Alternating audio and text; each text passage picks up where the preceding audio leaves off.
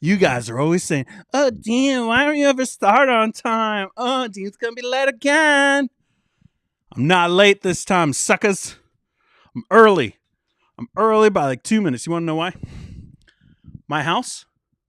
My house is empty. Yes, I'm not on my deck. I'm sorry for like false advertising, but it looked like it was gonna rain, and so I was like a little scared here. And I'm realizing maybe I shouldn't have gone on time because I don't know where my comment thing is. Let me get my window open. No, not that. Dagnabbit. Oh, I thought I had everything. I thought today was going to be the day, that it was going to be great. Where's the comments? There it is. Ha! I got my comment chat thing up. What's up, everybody? My house is empty. I'm alone. It's fan-freaking-tastic. Grandparents. Gotta love them, right? They took the kids. They're all at a sleepover right now. My wife is at work, so it's just me in this quiet house. So I thought I'd go with a handheld today. Not doing this. And I kind of like it. I kind of like chilling on the porch and being able to like chill back like this and still have the microphone in my face. And so, and it's like I could start, like beatboxing any second. Hit a like if you want to see Dean beatboxing. Nobody wants to see that because it doesn't work because I can't do it. I can rap a little bit. I'm not like Owen Strand or anything, but I can rap a little bit. I don't know if comments are coming in or not. Are comments coming in? I don't know. This only has one. Usually you guys are like, everybody. Caleb is here and says preemptive like and comment for the algorithm. Thank you very much, Caleb. That's why you're my favorite, sir. He's not my favorite. I don't have favorites because if I did, I don't know who it would be. I always say Caleb because it's easy. Iron Man 67 is here. What's up, man? Got a salute. Oh, dang. That was a wrong hand, Dean. Okay. Wendy, I already hit like because I can't do live chat and like at the same time. It's hard. Multitasking is super dang hard.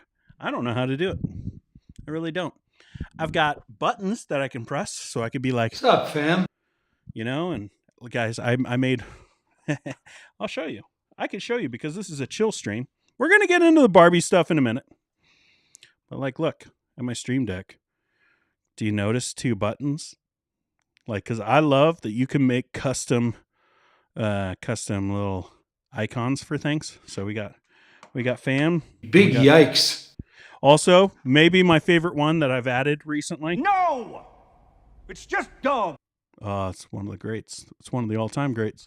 And we're probably going to use it quite a bit because we got to talk about some dumb stuff, y'all.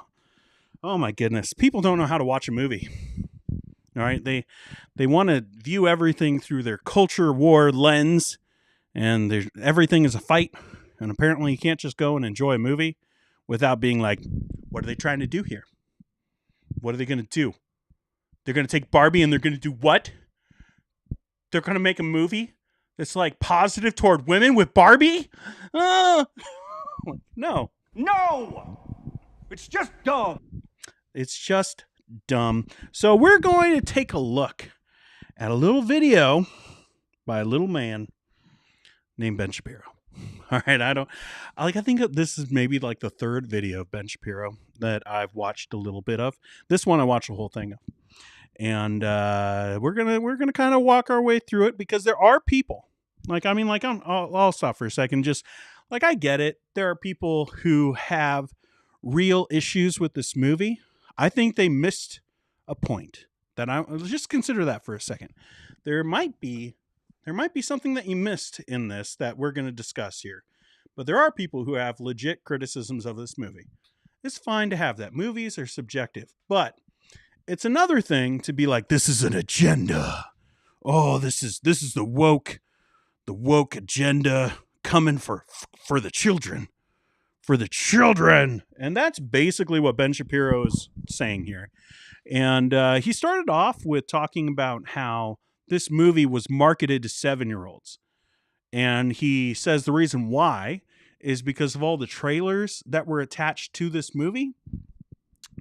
A couple things with that. First, let me just state the obvious. You don't market the movie at the movie theater. The marketing has already been done. You're at the movie theater. The marketing for that at the movie theater isn't about what you're seeing. It's about what's coming next. All right. So they already got the people there. So it makes no difference about what trailers are shown before a movie. Now, that being said, there is something to the fact that there are movie theater companies. It's not the studios. Because if it was the studios, everybody would be playing every trailer every single time. All right. But it's up to the movie theaters who decide what trailers are in front of the movie. And so they'll guess. And sometimes they're really off. All right. Like, what was it? I took my kids to go see, I think it was the Mario movie. And they like showed like a horror, like not like a crazy horror, but it was like, I forget what movie it was, but it was like a horror type of movie trailer at Mario Brothers. So like that doesn't mean, like, obviously Mario Brothers is for little kids. And that horror movie, not so much. So sometimes it works, and you can be like, oh, you know, it's based off of this audience because of that. And sometimes it doesn't. But also, that's not anything to do with the studio. So Ben Shapiro is wrong there. And then also he was talking about how his movie, it was all, you know, moms and their 7-year-olds, which is like super subjective. Because at my movie theater, which was packed, which was awesome, because my movie theater is never packed, and I love movies, and I love going and seeing movies with a bunch of people. There's something to that community aspect. Like, for example, what was it? Dang it, Matt Damon's movie, not Life on Mars, The Martian. One of my favorite movie going experiences, even though it's not anywhere close to one of my favorite movies. But I just loved being in that movie theater because everyone got it, and it was really funny, and everyone was laughing together, and it was just really fun to have that community aspect. So I love it when the movie theater is packed. And this movie theater was packed to the gills with all kinds of people. I was there by myself because my wife had to watch kids, and I wanted to go and see it, and then we took turns. So like I was there by myself, but there was like families. There were families like with little kids, sure, but there were also like 80-year-old women just there. Like, but there was also dudes there, and everyone was wearing pink, and it was a thing. But for him to be just like, oh, it was just for moms and their little girls who went and saw this, so that's who this movie was marketed for. And then why are there like a bunch of jokes, which there really wasn't. There was like 2 or 3 like jokes that would be considered raunchy. But actually, I think this movie is actually pretty appropriate for like preteens, like, you know, like maybe not like the little kids. They wouldn't be interested in watching Barbie cry. But you know, it was for everybody. There was something there for everyone. But let's start watching what Ben Shapiro had to say about the Barbie movie. Sounds like the plot is crap, and the characters are crap, and the humor is crap, and then on top of that, the politics are crap. But you're missing the point. There's a reason this film has 91% on Rotten Tomatoes. And the reason is, if you are on the left, you can make one of the world's most boring, crappy comedies. You can waste an extraordinary amount of money and talent. You can waste some of the great IP ever created. But as long as you slather it in a bunch of warmed over glorious Steinem nonsense, the critics will just salivate over you. They'll pretend that this is an actual good movie. So here's my prediction in terms of market. The marketing campaign for this movie has been astonishingly good, right? If you walked into this movie and you knew nothing of what I just said, what would you think this movie is? You would think that this movie was probably something like the Disney movie Enchanted, but with Barbie. I think that's a fair point. Like the way that this movie, like the trailers, how the trailers were, I think that's actually a fairly good point. It was a little bit different than what was shown in the trailers, but there was also quite a bit of jokes about men, you know, like Ryan Gosling as Ken being like, you know, I'm a doctor, I get to perform surgeries, and they're like, no, you're not a doctor just because you're a man. And like, so there was some of that already in play. It's going to be Barbie in Barbie land, and then it's going to be Barbie in the real world, and it's going to be charming, and it's going to be funny, and it's going to be warm-hearted, and it's not going to be vicious and cynical. No, it's not going to be what morons talk about at Hollywood cocktail talks. Parties. It's just going to be fun. It's going to be a place where a mom might be able to take her 7-year-old or 8-year-old girl and enjoy themselves together, and then walk out with their arms around each other. You might think that's what it was going to be. And undoubtedly, millions of moms and their daughters will think that. That's what you're seeing at the theaters. That's why you're seeing everybody wearing pink to the theaters. It's become like a Star Wars kind of thing, right? It's an actual cosplay of it.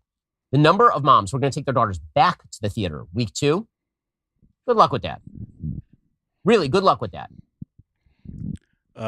Just watch, everyone. Watch Ben Shapiro have to eat his words, because this movie, it made 160 million opening weekend, which is nuts, and it's going to make quite a bit. It's not going to, like, I would be shocked if this movie, like, usually a big budget movie like this, you want to drop in the second week, that would be like less than 50% would be fantastic, but most likely you're expecting somewhere between 50 and 60% of a drop, and that's normal.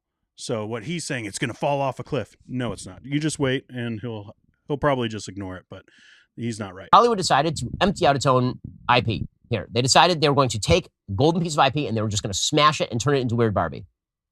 And I got to tell you, and this is going to have some ramifications for Barbie the brand. I don't know why Barbie the brand would hand this property over to people who clearly hate the property. In the real world, the patriarchy rules. Men are really bad. Women need to separate off from men and hate men in order to be unblinded to the patriarchy, and then they can overthrow the patriarchy and create paradise. That is the thesis of the film. All right. So I want to deal with that main criticism of this movie, because I've seen it not just from them. All right. We got the normal people, the normal guys who talk about this kind of stuff. Like, this is what Canon Press put out. Was this today? I think it was today. Basically, they're doing promotion for one of their books, whatever. But this idea of it's either one way or another way. It's either Ken or Barbie, as if these things are all opposed to each other. And that's basically what Ben Shapiro is saying here. He's basically saying that the movie has an agenda to make men look awful, and that men and women need to be totally separate. Now, I'm going to try not to get into spoilers, because I know some people here, if you like my channel, I guarantee you'll like this movie, by the way. Or at least you'll find parts of it really funny. If you have been concerned about biblical patriarchy, if you've been concerned about folks like Doug Wilson and Dale Partridge and Joel Webbin and all those kinds of guys, I guarantee you that you're going to really enjoy parts of this movie, because it is really funny. Now, what's even funnier is the fact that these guys who are saying that this is what the movie is, they completely missed the point because of their bias, because they went in thinking that's what it's going to be. It's going to be feminist agenda, make men look dumb. And there is some of it, but it's not all that. And there's a real good balance between the idea of women ruling everything, and that's how Barbie Land is at the beginning. And, Barbie's in charge, and Ken, all he gets to do is beach. He's not surf, not be a lifeguard, just beach. And so he's played off as a joke there. And the women rule, and they're making all the laws and everything. And the movie does a really good job of showing the effect that has on Ken. Maybe not the other Kens, but the main Ryan Gosling Ken. He is affected by that. He feels like he has no point, no value, unless Barbie just looks at him. And what I think that is brilliant about this is Greta Gerwig, the director and writer, she did an amazing job of showing kindness and compassion to people like that. People like men specifically, who feel like they're on the outside looking in. And so this would be like I guess the word is incel. I don't know. I just found out about that a couple months ago. But these guys who are just so angry because women aren't showing them affection. And so they feel like they are being downgraded in society, and there's aggression like that. They feel like they've been so dejected by women that now there's an aggression toward them. And I think that you're seeing that with things like biblical patriarchy. I'm not saying everyone who affirms that has this emotional baggage that they don't know about. I'm not saying that, but I am saying that there are probably some of those guys who do have that. Some of them, maybe not the leaders, but some people. You all know people who have been putting biblical patriarchy or something like it onto their Facebook pages, and you're just like, okay, I get it. They feel like society has thrown them aside, and so there's a real aggression on that. And the movie actually does a really good job of showing how someone gets to that point. that they have been dejected and they feel that way because Barbie actually at the beginning, not really spoilers, all right? There's a lot more to it, but she's not looked at it in the most positive light at the beginning. Like, yes, she starts to have some flaws and all the jokes that come with it, but also she treats Ken like complete crap. And so Ken acts out based off of that. And so then Ken, has this turn in the movie.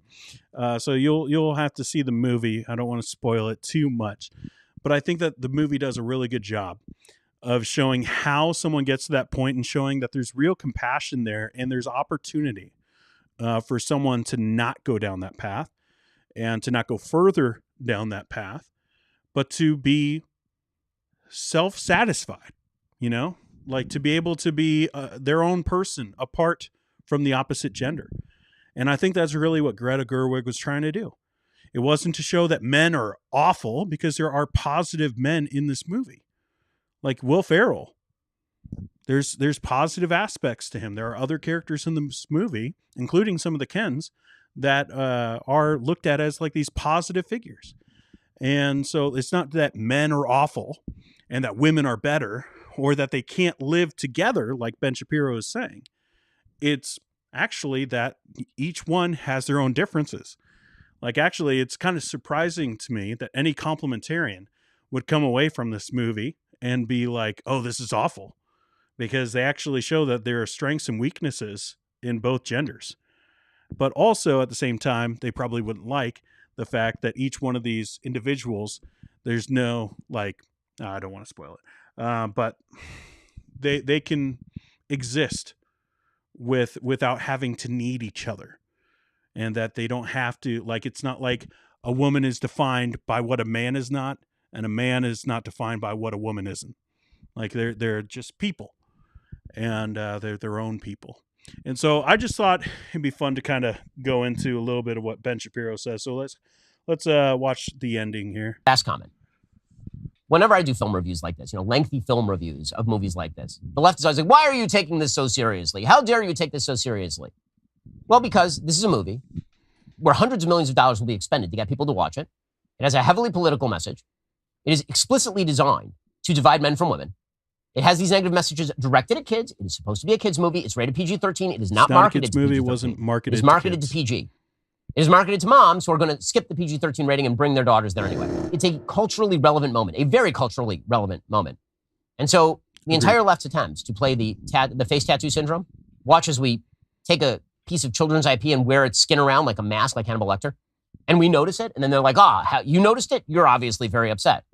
I find it upsetting when material that is based on children's IP and marketed to little girls actually ends up being angry feminist claptrap that alienates men from women, undermines basic human values, and promotes falsehood all at the same time.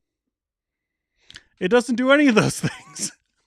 This is what happens. We see it with these theologians, but it's interesting to see it with other people too, of how they just have their biases and they go into a movie expecting to see that bias. And so they're just seeing everything through those lenses.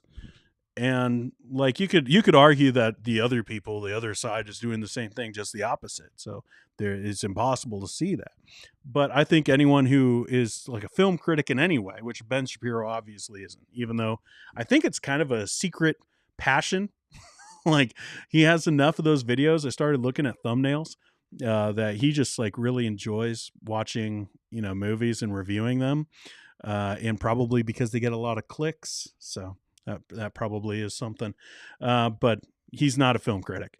And I think anyone who goes into this movie and actually just listens and watches, I think you're going to come away being like, oh, okay. There were positive and negative attributes for both genders in this thing. And it wasn't, one is better and one should be ruling. It was a reality of where men are ruling in this world. It's true. It's really hard to run away from that. Now, people could argue about right now in this moment, whether women rule online or something like that. And it's easier for women now. It's okay. Or even if that's true, for the last, 6,500 years of human history, it's been pretty male dominated. Like, so it's factually true that men have ruled the world. And it does talk about that a little bit, but is that like that to me is actually what he was saying about like the Hannibal Lecter thing. Like that's like the exact same thing, except for from the other side. It's like that's stating the obvious. So don't get mad at people for stating the obvious that men have ruled the world for a long time. Like, come on, women have only been able to vote for how long? Does someone dislike me for saying that? All right, whoever hit the dislike button, hop into the chat. Like, how can you fight that? Like, oh man, I don't know. I got some weird comments today. We're gonna have some fun on the penalty box on Monday. I'm telling you, people just say like the weirdest stuff. But I'm sorry if it makes you angry, but it's factually correct that men have ruled the world. Like, what is? Well, I don't know. Okay. What can you do, guys? What can you do? Let's see. We got some people now hanging out with us. Let's see. Let's go all the way to the top, and let's say hi to some people.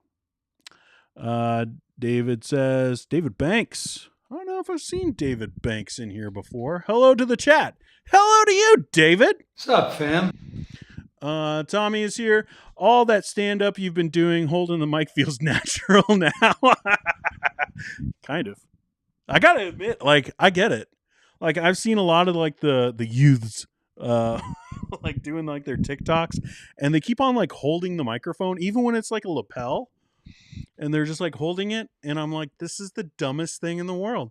And then like you hold it for a while, and you're just like, this is kind of fun. I kind of dig this.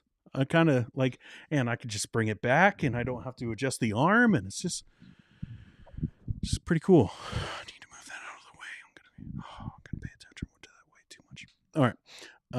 Let's see. David's here and says, What's up, fam? Good evening, family. Pam says, hey, everybody. Dylan isn't sure about the Barbie movie. He's just growing and says feminism. He's just growling and saying feminism under his breath. I mean, there is some. It's not like there's none in the movie, but it's definitely not the point. And it's not like the moral of the story at all. There is feminism, but it's actually looked at as a negative thing. And that's pretty clear in the movie. But I don't know.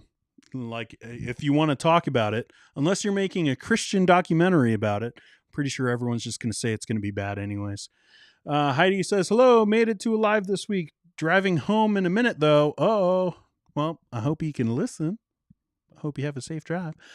Tax collector says, hey, Dean, can't stay that long because I'm going to a young adult function at my church. Ooh, sounds fun. Iron Man 67 says, doesn't the science indicate that a human is incapable of truly multitasking? I have no idea. I could be looking up the science right now, but that would require multitasking. Kiana says, finally made it to one of your lives. Hey, welcome. What's up, fam? I appreciate you being here. To anyone else, here's my message. Join me. Imagine what we could accomplish together. Hop into the chat. We could have some fun. David says, don't these people have something constructive to do? Man. No. Is this sped up 2 times? Nope. It's crazy how fast that kid talks. I don't know if he seems like a kid. I don't want to make fun of his looks too much, but he seems and talks like a kid. I know he has children. He's probably older than me, but for some reason I just think of him as a kid. Pamela says it's Sid from Toy Story. Maybe. Martin says, hi, Dean. Been bringing your podcast, been binging your podcast and finally made it to a live one. What's up, fam? Good. Awesome, man. I'm glad you could hang out with us, and thanks for watching and listening and doing however you take in the podcast. Like, thanks. I appreciate it. Iron Man 67. I'll be honest. I had no interest in the movie, but I saw that Michael Cera is in it, and so I'm semi-interested in it. Oh, he's great as Alan. He has just one super great scene, and it's one of my favorite scenes of the year so far. It was just so out of nowhere, and I really dug it. He's super funny in it. I think, like, again, I don't make any money Barbie isn't like Mattel isn't sponsoring this channel or anything. I'm just saying, if you laugh at stuff about patriarchy, you will enjoy this movie. Like, there might be parts that you're just like, oh, this is too goofy. Maybe it's not your kind of movie, but there are going to be jokes in this thing. I'll tell you this much. As soon as that thing comes out on digital, I am getting so many more sound effects for this thing. We're going to have a field day. Okay. It's going to be a lot of fun. It might get out of hand. Jamie says, hey, everyone. And Wendy says, hello to some people. And Wendy says, they're just people. Amen. Yeah, apparently that's bad. Like, you can't just be people. You can't just be people. You got to be man or woman. And if you can't just be a person apart from the other gender. It's like, okay, I got another dislike. Oh man, I don't know what's going on. I got to be honest. Like, the last week has been very confusing for my analytics on the channel. We've lost like 20 subs, and I don't know, because like I'm talking about the same stuff that I've always talked about, so I don't know what it is. I feel like it's the people who came over because we were looking at Dale Partridge, and they were upset about Dale Partridge and the plagiarism stuff and all that kind of stuff, and then they got mad at me for like saying the other stuff that I always talk about. But it's just very confusing. I've gotten some really weird comments. So I don't know. Like, again, if you like everyone else in Dale Partridge's orbit, you're just not going to like this channel. Like, you just aren't. Like, you could hate watch it if you want, but I'm just saying, like, you're probably not going to enjoy it. For other people, you're going to like it. Take a shot. RJ's here. Hey.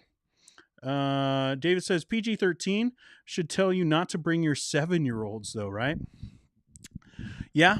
I got like, I'm honest on this channel. Okay. I take my kid, like my oldest, he's 10, and, I took him to see Avatar, The Way of Water.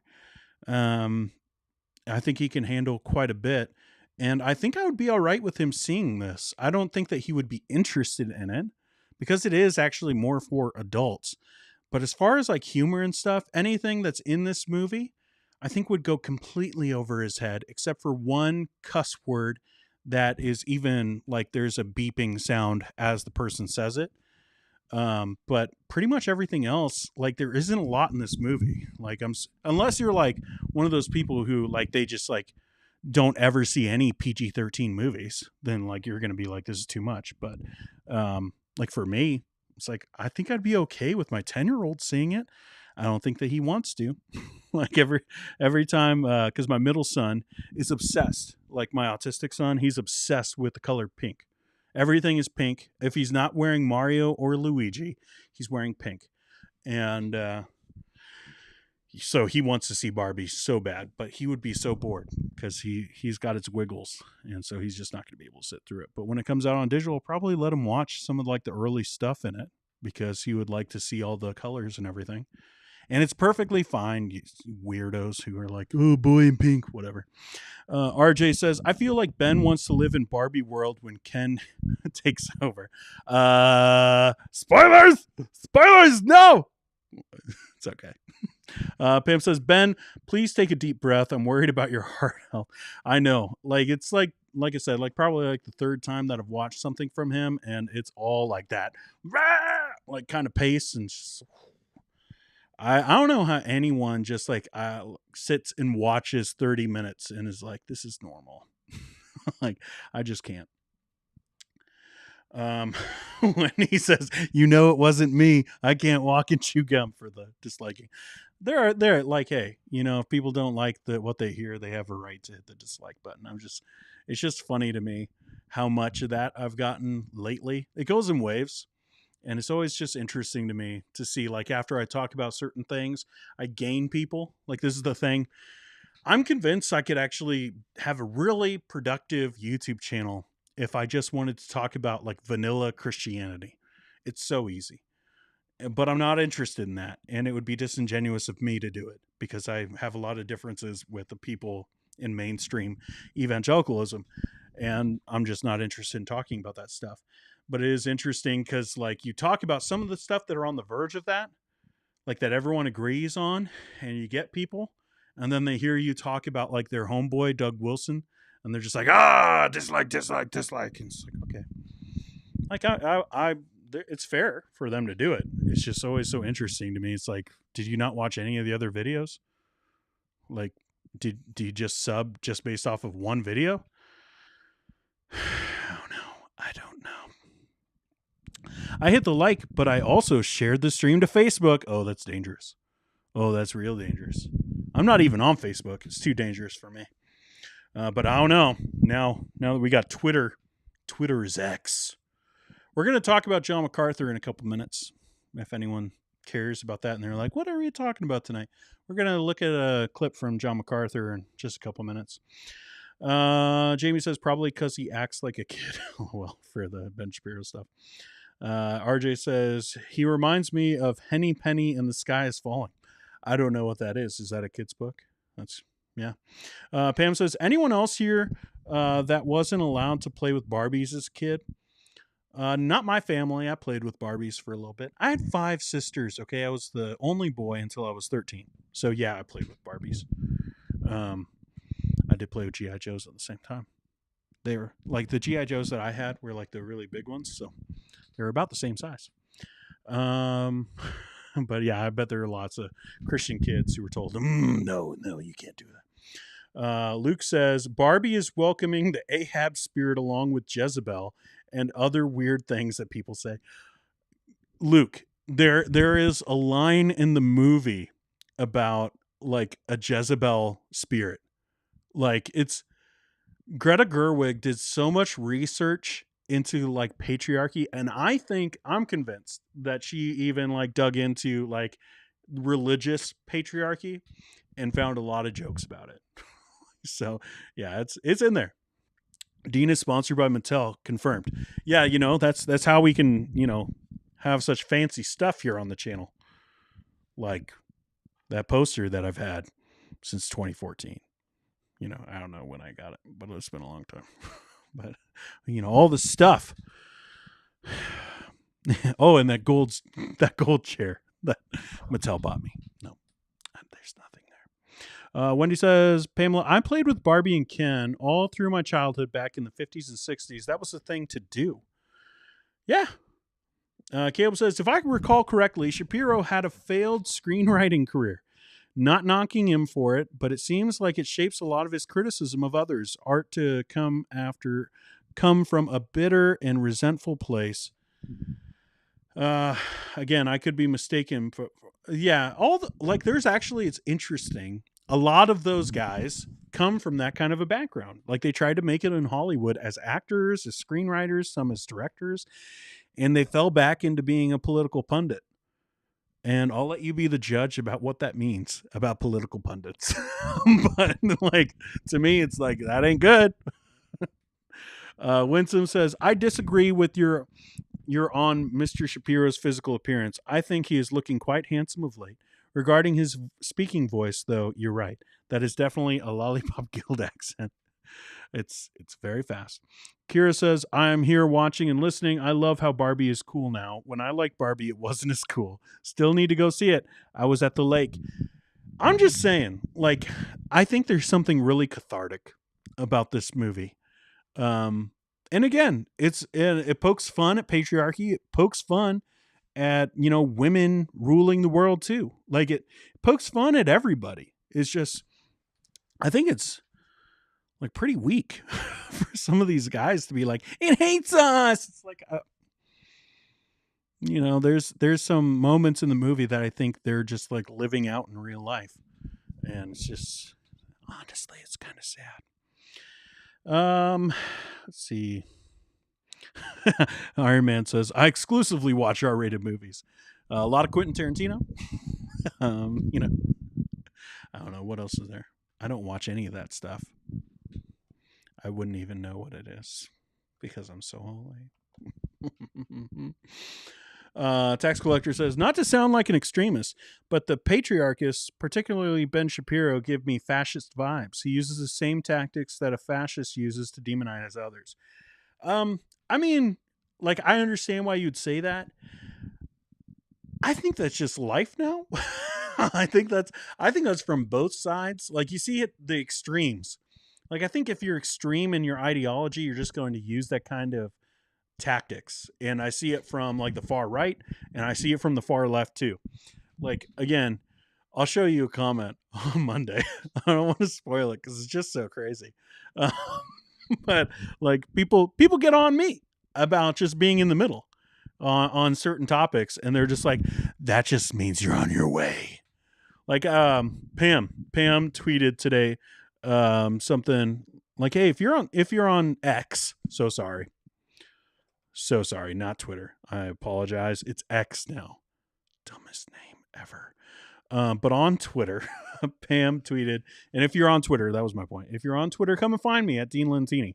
Or if you're on Threads, at Dean Lentini. If you're on Instagram, at Dean Lentini. If you're on Blue Sky, Dean Lentini.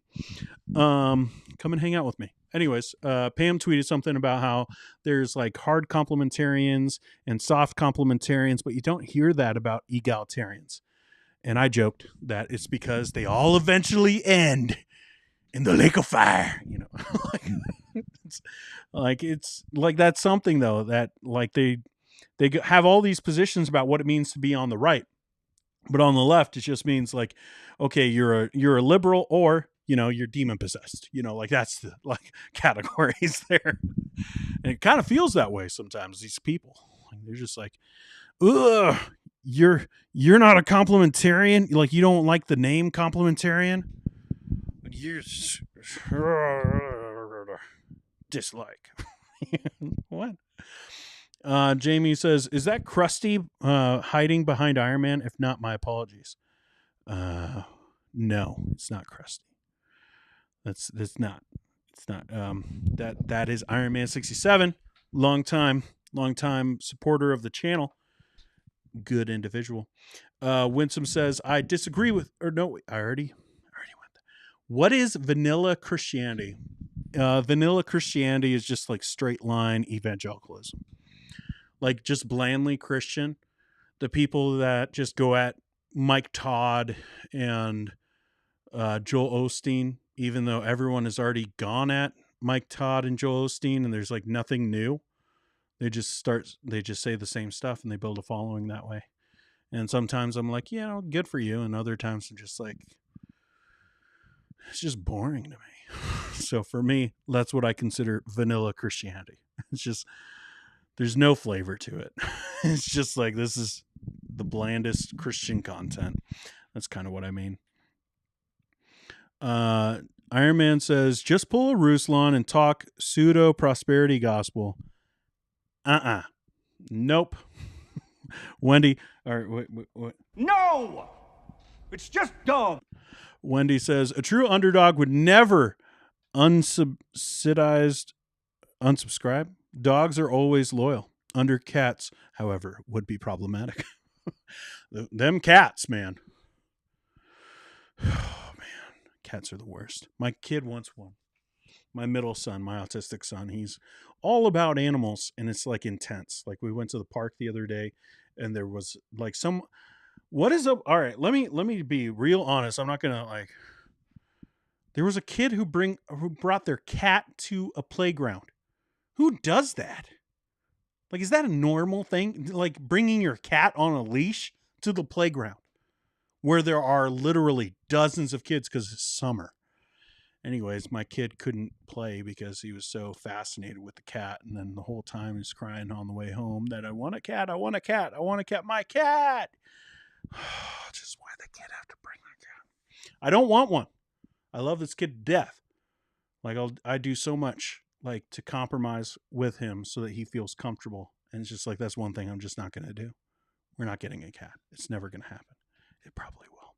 Martin says, I remember Ben from the original Destroys feminist college student days, and his speed was always a strategy. Overwhelmed with words, and there isn't much space to think, let alone speak. Yeah, that's always a strategy with debate. I did debate for a little bit. Let's see. Caleb says, when he said he was going to talk about MacArthur, I got super stoked because I thought it was going to be J-Mac reviewing Barbie. No, I just put that in the thumbnail. I just thought it'd be fun. Yeah, I don't know. Is that clickbaiting? Maybe. Did anyone hear Candace Owen review Barbie? No. That lady's crazy. Like, I think Ben Shapiro at least has like, I think he has a point of view, and I don't think he's disingenuous about his point of view. And that's where I'll leave it. Like, I hate politics. I super hate politics. Like, both liberals and conservatives, I just don't like politics at all. And any political pundit, I'm like, they ain't telling you the truth. Like, nope. They get paid. I had no idea that line was in the movie. Does that mean I'm a prophet? Yes, it does. If you want to get your certificate, you can go over to Redding, California, and I'm pretty sure they have the certificate waiting for you, Luke, because they also prophesied that you would be a prophet. See how that works? Heidi says, I'm home now. I'm so behind in this chat. I have missed the chill streams. Do it every week. Or you've been gone. Okay. Dylan says, when I was a kid, I made Ken transition to a woman. Oh, snap. He is not associated with me, Patriarchus. He is a random. I've never dealt with anything he's ever said ever. Do not associate me with this chat that I'm bringing up consistently. When I was a kid, I made Ken transition to a woman and Barbie to a man by switching their heads around. My friend's sister was happy about their transition. Big yikes. We all did some weird stuff as kids, you know? We're not going to hold it against him. Yes, we will. Wait, let's do screenshot. No, I don't need to screenshot it. This is saved.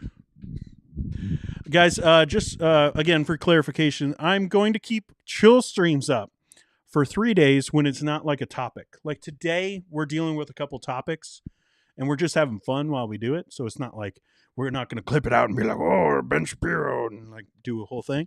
But yeah, we're just like any of like the chill streams that are just like me being like, it's a chill stream. Those ones probably won't live longer than 3 days online.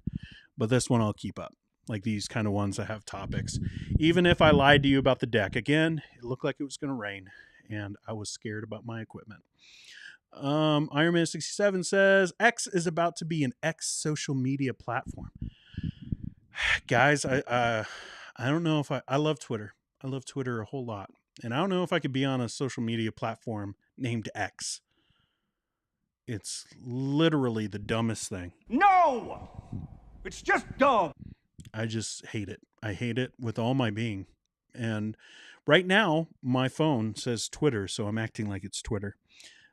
Soon, I'm sure that it's going to be like the bird's going to be gone. It's going to be like this dumb X thing. And I got to admit, I probably won't be on there. Like, I don't know why. Aesthetics really matter to me. And like, if I see something that looks like really dumb, I'm just not going to be on it. It's why I'm not on Facebook. I think Facebook looks dumb. And honestly, like some of the people are crazy. So I'm not on Facebook, but like I might be leaving X, but you can find me on Threads. Threads looks pretty cool, even though I have no idea how to use it. Thinking about downloading X since all the cool kids seem to be over there. Twitter was fun. That's how I'll put it. RJ, she said a lot, but I'm on the periphery in terms of movies like Barbie, but my main takeaway was that she was really upset about the underlying ideology as an attack on men. Again, anyone who thinks that Barbie is an attack on men wasn't paying attention to the movie and I think has bias. Like either they have a bias and that's why they aren't, or they just weren't paying attention. Because I think the whole beginning of the movie, Barbie is essentially a villain. And then like there's other stuff that happens. Spoilers. Wendy, I'm a cray, but she would find attacking men and okay. Yeah, I think that she would attack men and anything. Yeah, baby. Okay. Pam, we got it all figured out now, don't we? There are no hard egals because there are just egals. That's right. There's nothing else. It's egals and then right to jail. Right away, right to jail. Ironman 67, a student at my wife's school brought their cat with them one day. Big yikes. It flames on the side of my face. Is that the loudest that thing gets? It is. I recorded that way too quiet. It's too quiet. Flames on the side of my face. That should be louder. Guys, I need to work on some things. Dean would be a great cat dad. Cats are actually awesome. Liar. I'm sorry. Like, I don't usually attack people's character. But Jamie, you're a liar. Sorry. I just really don't like cats. They're creepy. I feel like they're always waiting to like attack you. I don't know. Maybe that's more about my own insecurities. I just feel like they're always like, just like you could be in a room alone with a cat, but anytime you look at them, they're looking at you. And it's like, were you always looking at me, cat? Or did you just see me turn my head and now you're looking at me? Like, are you planning something, cat? What are you doing over there, cat? What are you hiding? Tell me! You know, it gets a little intense. We who are animal free feel the same when people bring their dogs around our kids. I have to answer, why don't we have a dog 100 times? But at least dogs are cute. Cats aren't cute. They're not. They're devious. That's right, Heidi. All the world's problems solved. That's what we do here. That's what we do here on the channel. We get a couple dislikes and then we solve the world's problems. One stream at a time. AK Mom says, joining late but still here. Hey! What's up, fam?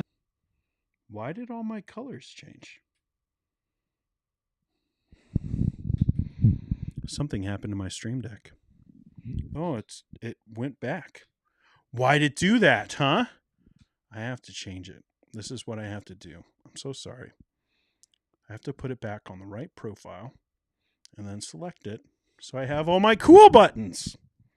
So I can do this. Join me. Imagine what we could accomplish together. That's maybe my favorite. Other than No! It's just dumb. Iron Man says, I watched Joe Rogan interview Candace Owens a few years ago. I then decided she had no original thoughts and just repeated right-wing talking points. Isn't that everybody? I feel like that's just all over the place. I feel like no one has original thoughts anymore. Everyone's just copying somebody. And that's kind of what I meant by vanilla Christianity. Like all these Christian YouTubers, Christian influencers, they don't know anything. Like, I won't say who it was, but there was someone who was promoting John MacArthur's commentary. And we'll talk about Johnny Mac here in a sec. But they were promoting John MacArthur's documentary, and they were talking about the Covenanters. And it's just like, bro, you don't know who the Covenanters are. Okay, there's zero chance. I have zero belief that this guy, knowing this individual, or at least what I know about this individual, there's no way this guy knew who the Covenanters were. And he's like talking about it as if like, oh yeah, the Covenanters, just like the Covenanters. It's like, you just learned about them in the documentary, bro. Like, we all know it. Like, stop acting like you're an expert on the Covenanters. It's just, no, they're just repeating the sound bites. They just heard the sound bites in that documentary, so they're just repeating that. And that's honestly why we deal with so much of this stuff, like from the celebrity pastors, because there's so many Christians who are just going to parrot. Like, they're just going to say the same thing that Mark Driscoll said because they saw it on an Instagram reel, like all that kind of stuff. Also, let's deal with that first. Talking about Mark Driscoll, here's something that I saw the other day. All right, so he's in the business of releasing 1,500 pieces of content onto YouTube. So all the Mars Hill stuff he hid, remember that? He took it all down. Now he's putting it all back up on his channel. A decade ago, I got canceled, Mark Driscoll says, but by God's grace, I'm back again and we're reaching more people than ever. Today, we're re-releasing all the old YouTube videos from the vault. Guys, I guess getting church disciplined and then saying, nah, I'm not going to go through church discipline. I'm going to run down. I'm going to run away to Arizona because I'm a man, because I'm a real man, right? Because that's his ministry, real men.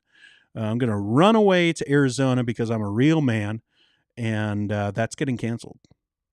When you opt out of church discipline from the church that you started and you taught and you established all the leadership and you're like, church discipline? No, there's a trap. There's a trap here. God told me there's a trap. And so he runs away, and that's getting canceled apparently. So he got canceled. He didn't run away from church discipline. He got canceled.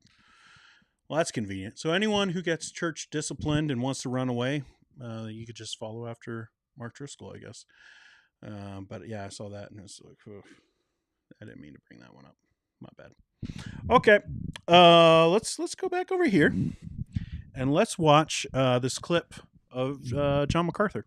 You guys ever heard of this Johnny Mac guy? We're going to talk about something.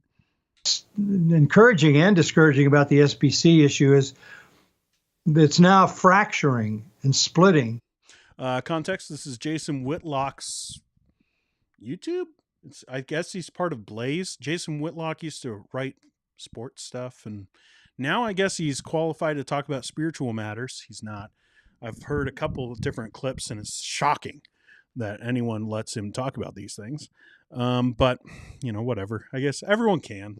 Like, they all can, just maybe you shouldn't listen to him. But he did an interview with J-Mac for the Christian documentary, The Essential Church.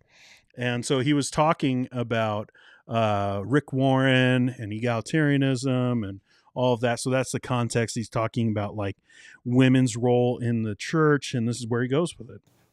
And it's splitting because the SBC has some people who want to use Scripture whatever way they would like to use it, and the people who want to be faithful to it. And those two inevitably will split. That's not. There's no common ground. You can't take a person who plays fast and loose with the Bible to manipulate his own ends, and somebody who is profoundly devoted to an accurate handling of Scripture and put them together. Pastor MacArthur, thank you so much for your time. It's been an honor.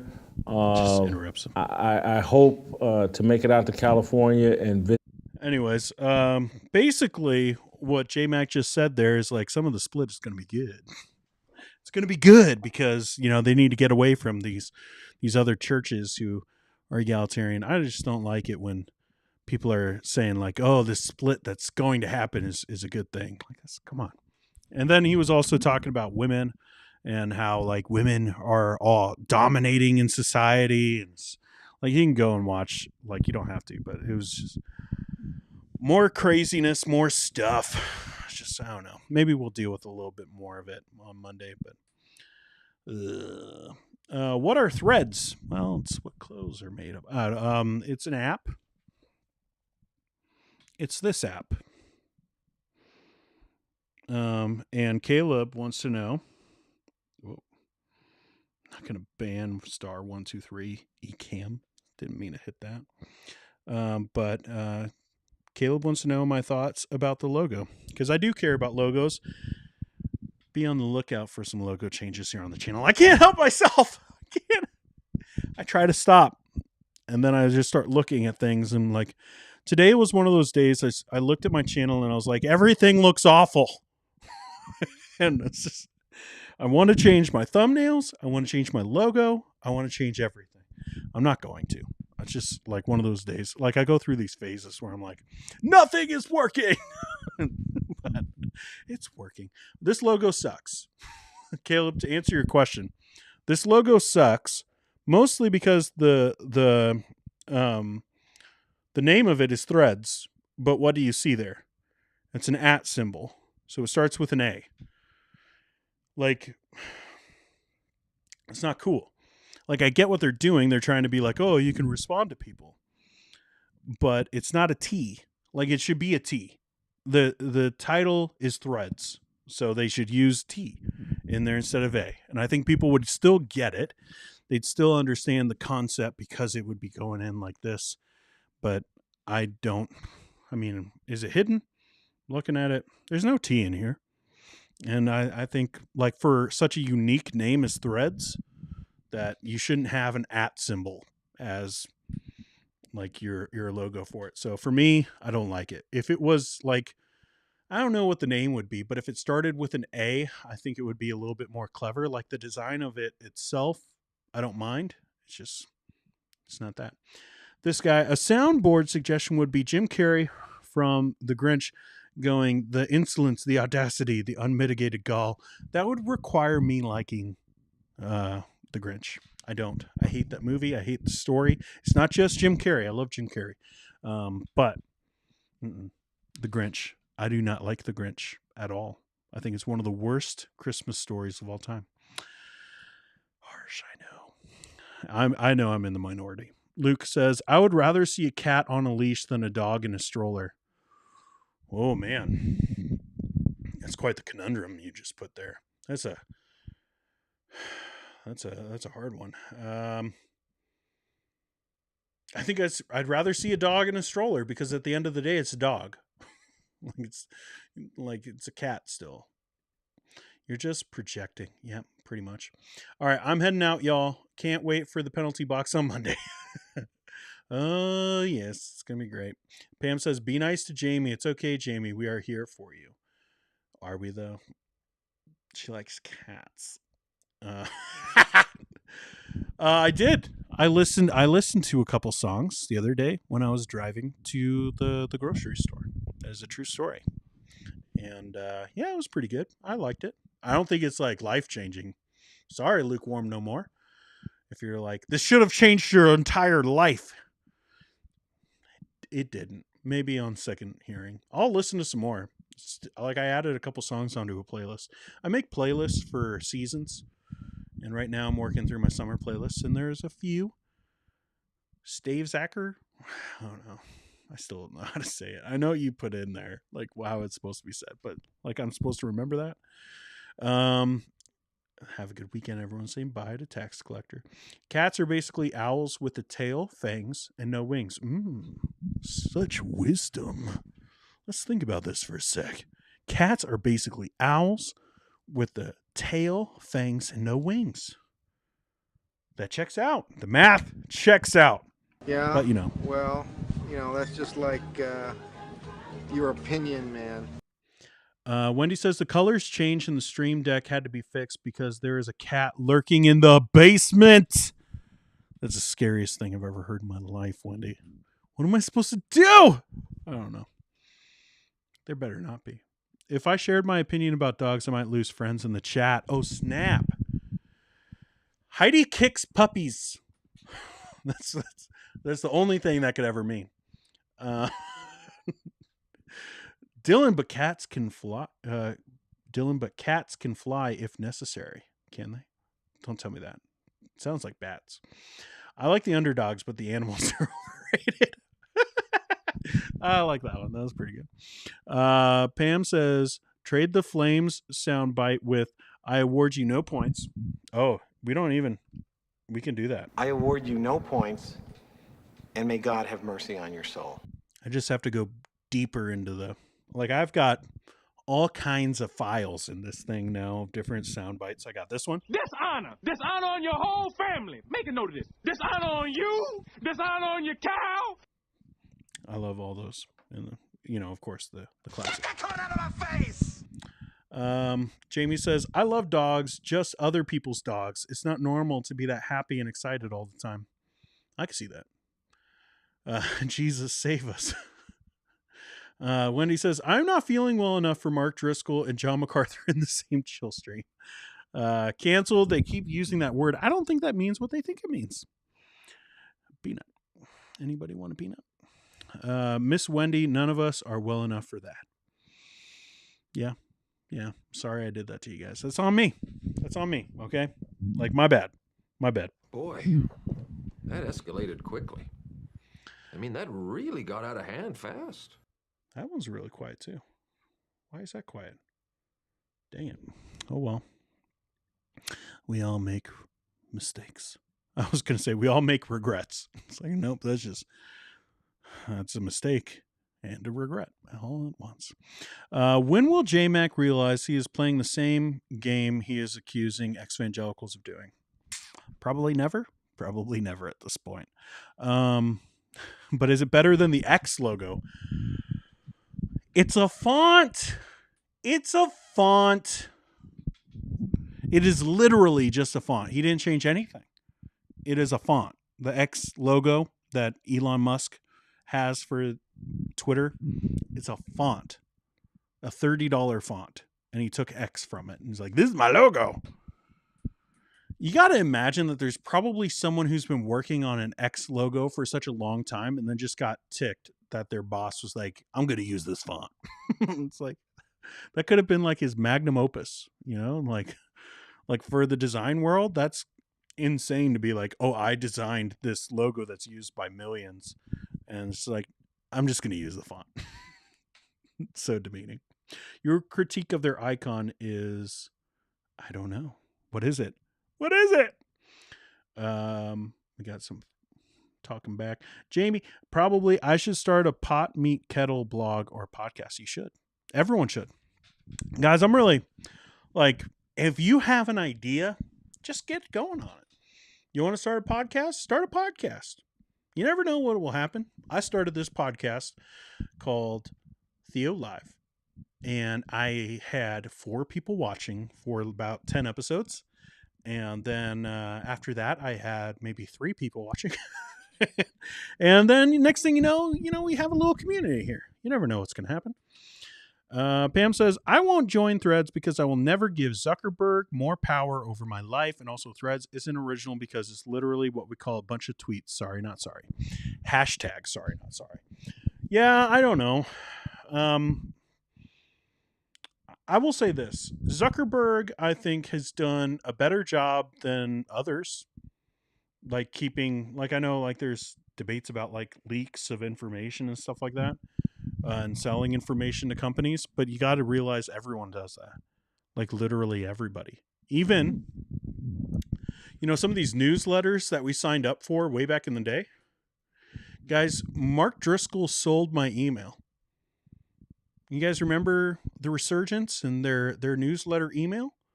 Mark Driscoll sold that. Like they have all these newsletters that they get, and then they just sell them to people. Like some of these ministries that go under or change hands, or maybe they just sell it and also, continue their ministry. Like they do that. Like everybody does it. So it's just like, I get it. If you feel like Zuckerberg sucks, which he kind of does.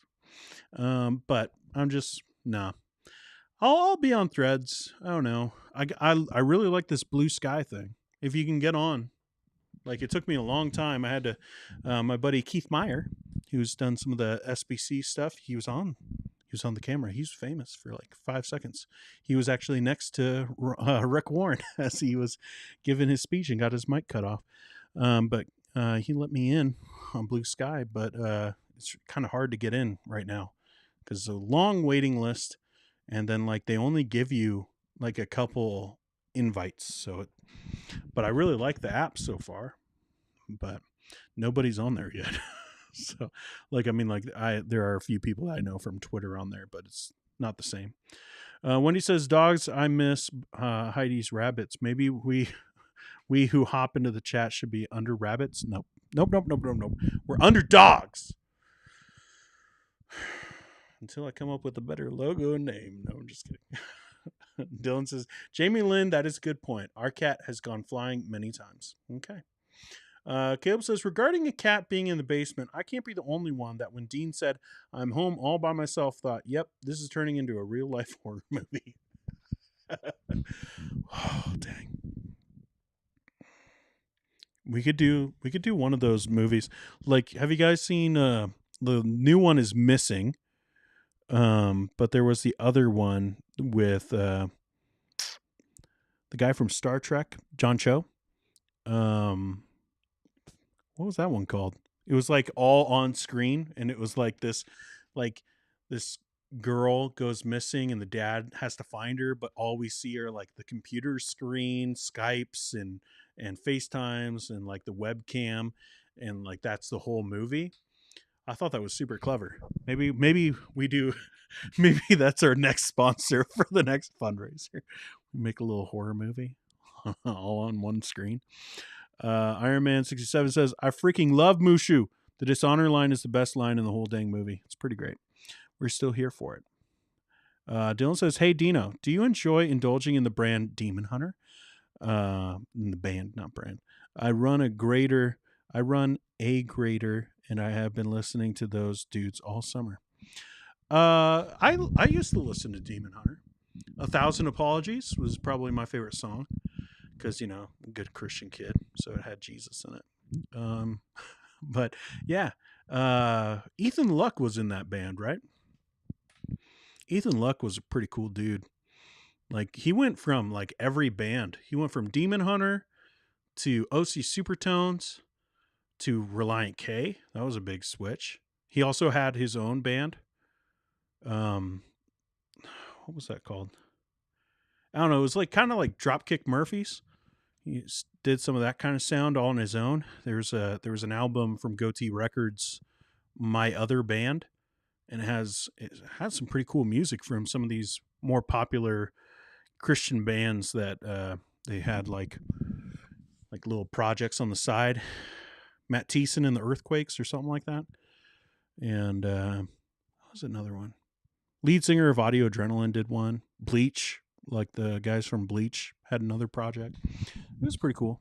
But yeah, I mean, back in the day, I listened to Demon Hunter, but I don't listen to very much of them. I don't know. I have playlists of like Tooth and Nail kind of stuff, but it's all like the main hits, and I don't really dive deep into, people's albums very often. But maybe I should. Maybe I should put it on there. Give me a couple songs that I should add to my playlist, and I will. Iron Man 67, it's because Elon is acting like the only person working at X. Seems like it. My sister had a cat that ran on the wall and another one that taught herself to use the toilet. See, here's the thing, guys. We've been worried about AI. Right here. This is what we really need to be concerned about. It's not the AI. It's the cats using toilets. Like Puss in Boots. Have you guys seen that? Puss in Boots: The Last Wish? I've had to see it like probably, I'm not kidding. I've probably seen it 50 times. Like when we were in the hospital with H, like he was watching it constantly and listening to the music. The music is great, but the movie's actually really good too. Heidi says, LOL, bye RJ. And yes, Under Rabbits. RJ is heading out. Thanks for hopping into the chat and hanging out. Heidi, do you have bunnies? Ooh, bunnies. No. Clicking on buttons. Bye, RJ Dean. Maybe if we become Under Rabbits, our audience would increase exponentially. That's the problem, though, Wendy. It's this. I got to be honest, man. It's a hard thing. I'm gonna zoom in, and I'm gonna move this down a little bit.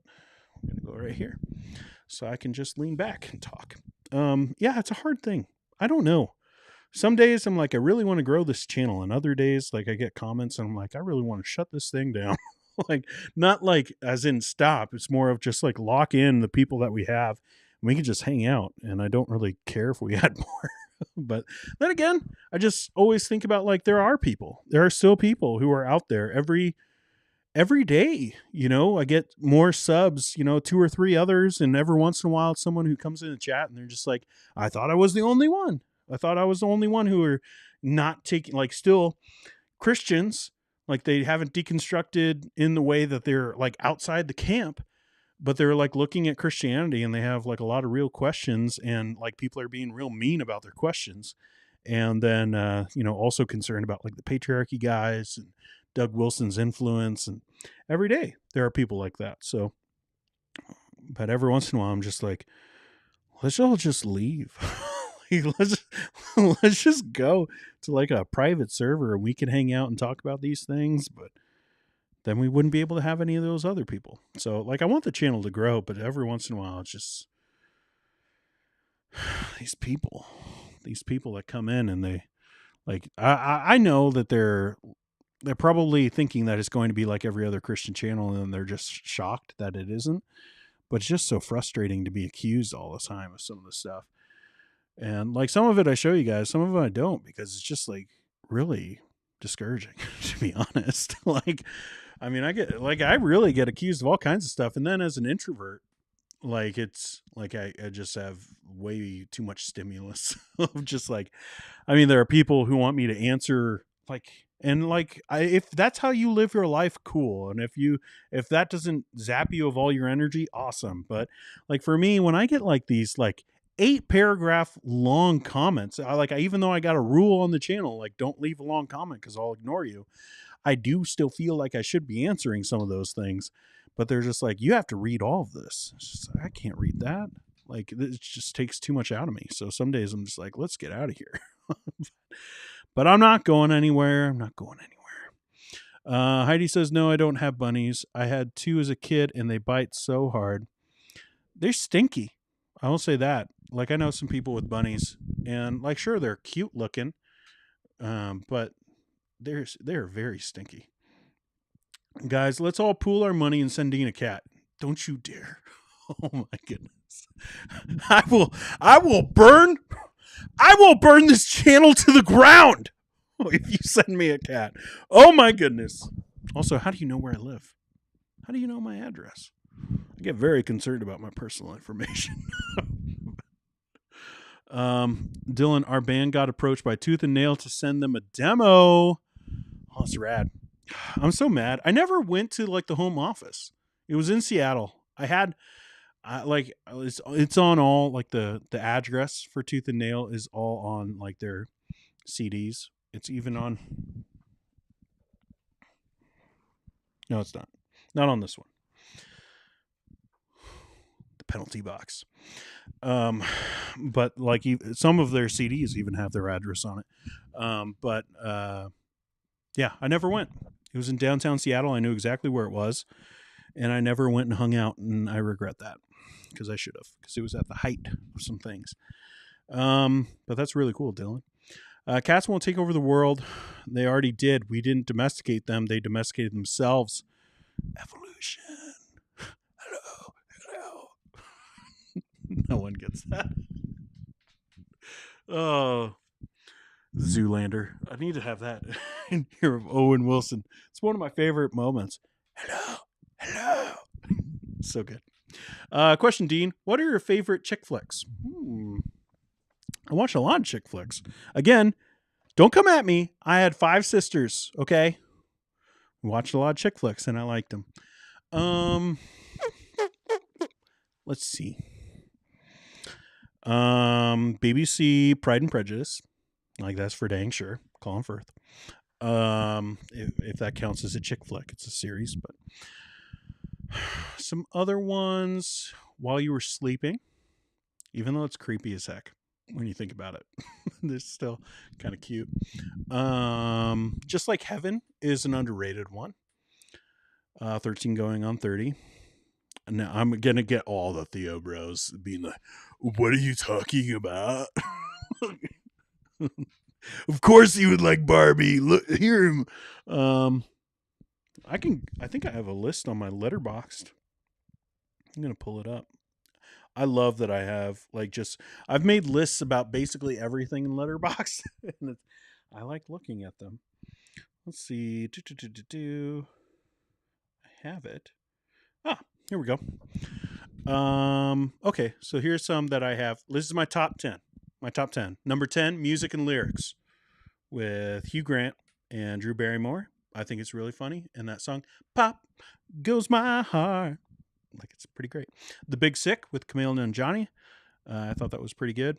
Kate and Leopold, You've Got Mail, 13 Going on 30. Sleepless in Seattle. Enough Said. If you haven't seen this movie and you like rom-coms, you should check this out. I think it's really good. Stranger Than Fiction, because it's Will Ferrell. And I just really dig so much about that movie. The Holiday, because it's got Jack Black. So obviously I'm going to love it. And then my favorite is Dan in Real Life. It's so good. Steve Carell. So those would be some of my favorite. Let me know what's your favorites? Let me know, chat. Roland's here and wants to talk all day about chick flicks. Wretch Like Me says, when are you watching the Essential Church movie so you can properly critique it? I'm going to play it. I'm just... Get out! I forgot. I didn't ban you earlier, so you're banned now, Wretch Like Me. You can hit the dislike if you want. Maybe you already hit it. Yeah, I forgot. You left a comment earlier. I'm not going to see it probably for a while because I'm not going to go to a movie theater to go and see it because I'm not going to travel hundreds of miles to go find one rink-a-dink movie theater that's going to play it. Is that what you wanted? You get your clip? No, I'm not going to go and get, if it comes out on digital, I'll probably watch it. But no. Wendy says, I always loved lock-ins, but seriously, there are so many hurting believers who need to be here. So glad I found the olive, right? Yeah. I'm glad you did too. Wendy, you're one of the most encouraging people here. I really appreciate you. Heidi says, question Dean. Why doesn't it come up? Dean, what was your first rebellious act when you were in fundamentalism? Mine was wearing blue jeans in public, not to do yard work, ones that looked good on me. Oh, that's funny.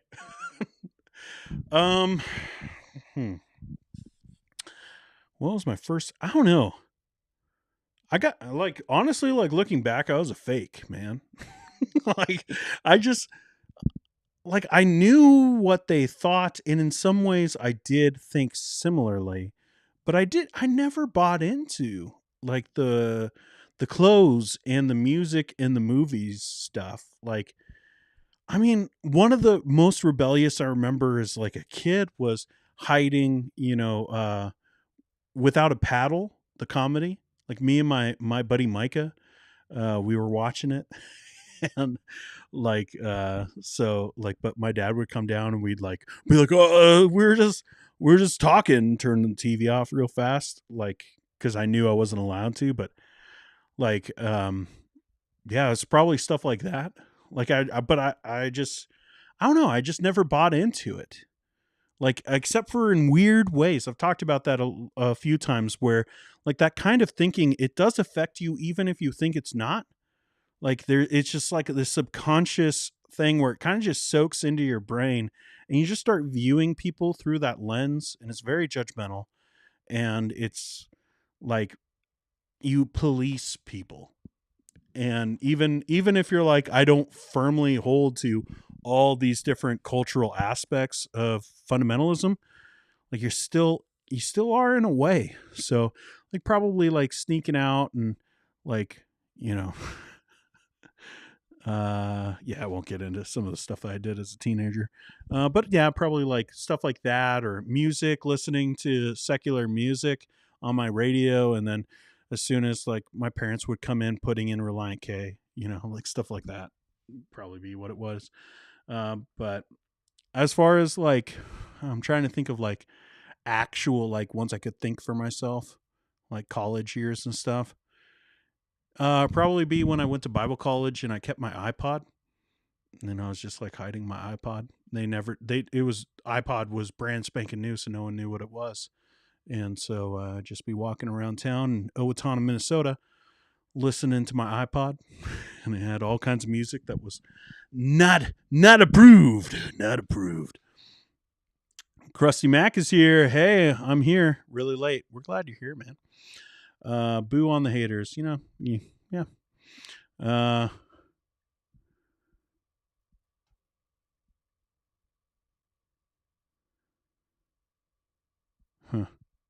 Okay. I have to admit, I just read the rules for the channel yesterday. Day late and $1 short. Well, so far you've been keeping it anyways. Dean, I will mail you our cat. Just poke the holes, so they could breathe. And it'll get here eventually. He's out of control. You got to get that man in line. You need to make him watch Barbie. Heidi says, LOL, Dean, I know people who know you. I think I might be able to get your address. Oh, snap. Oh, snap. The world is small. The world of fundamentalism is way too small. Yeah. There probably are people Oh, dang. I don't like that. Wendy. Okay, Dean. I won't write 8-paragraph comments anymore except for JMac. I could write a whole book and call it a tragedy. Caleb says, what would your second choice for a pet be if you couldn't get a dog since cats are clearly off the table? Do I have to have one? I don't want a pet. Like there are days when I really want a dog, but then I think about again, I have like a weird life thing where, it's my kids can't take care of animals. So it would just be me probably and Heather. And I know it'd probably default to me. Now, shame on Heather. She does a lot, but it's just the way it is. So, I don't know. What's like the least amount of work? Whatever that one is. A fish, a goldfish. That's probably what mine would be. I get very concerned about my personal information. You don't say, Dean. Yes, you've. Winsome Pickett. I already made my joke, but like anonymous names being like, give me your information. There's something ironic about it. Roxanne is my favorite chick flick. You had 5 sisters? Basically a feminist, basically. Yeah. So it's like I couldn't help it or something. Sorry, I am leave rambling long comments with awful typos because I am the worst typist. No, you're not. I have that. That's my plaque that I have on my wall. You love chick flicks? Basically a communist. Keep it coming. Fave chick flick. P.S. I love you. Where the heart is, fried green tomatoes, steel magnolias. Okay, that's very different ones. Caleb says, the name The Olive could be salvaged for this channel. Rather than Dean After Dark, you could have that be called The Olive with a martini and olive on a toothpick as your symbol. Oh, snap. That's great. I will do this. I can tell you right now. That's going to be a thing. That's a great idea, Caleb. That's why you're my favorite. That's great. That's a fantastic idea. I love it. I'm going to do that. Krusty says, I have never... What happened? That was weird. I have never hated any of my own usernames this much until now. What was 8 thinking? What is your picture this time? Is it some alien? It looks Star Warsy. We actually just got 2 new cats from Mexico 2 days ago, sitting at a total of 6 cats. One was scheduled to be euthanized because she is disabled physically, so we basically saved him. Both are adorable. 6. Oh boy. I'm sure there are more I am not thinking of. Yeah, there's tons of great ones. I will tell you one that I actually liked recently. The Owen Wilson J-Lo one. Marry Me. I thought that was actually pretty dang cute. It's like not the best movie, but I thought it was pretty good. Any other rom-coms I've seen lately? I don't know. What else you guys want to talk about? My pick is an alien rebel from Star Wars. Okay. It's really small on my screen, but I could tell from the jacket. I was like, that looks like a Star Wars jacket. There is either a cat in that basement, Dean, or Casper, the friendly ghost, messing with your equipment. I don't know. Maybe it is. Maybe it isn't. I have no idea. Big yikes. I was your favorite until you realized our worlds collide because of mutual friends. Maybe now I'm kind of creeped out. No, I'm just kidding. Like, it's the world. It's the funny world. Like there is the dean of men who was at my Bible college. Who started liking videos, and he left a couple comments, and at first I was just like, what? Like, and then I was like, you know what? Obviously he's dealt with stuff, and he's in ministry, and he probably has a similar point of view. So I was like, after a little bit of being like, this is someone from my real life, I was just like, oh, it's good. I got a friend from Bible college, Pete Fraley. Shout out to you, man. He was a buddy in Bible college, and he just recently stumbled across the channel with my stream that went pretty big, at least for me. It's about 40,000 views on like the Shiny Happy People, and so he stumbled across that and was like, "What? This is Dean." Like, so that was kind of cool to reconnect. And I've had a few people from my real life who've been like, "Oh, you do this," and then there are people that I know me, and like they watch it for very different reasons. So, hi guys. So there's also that.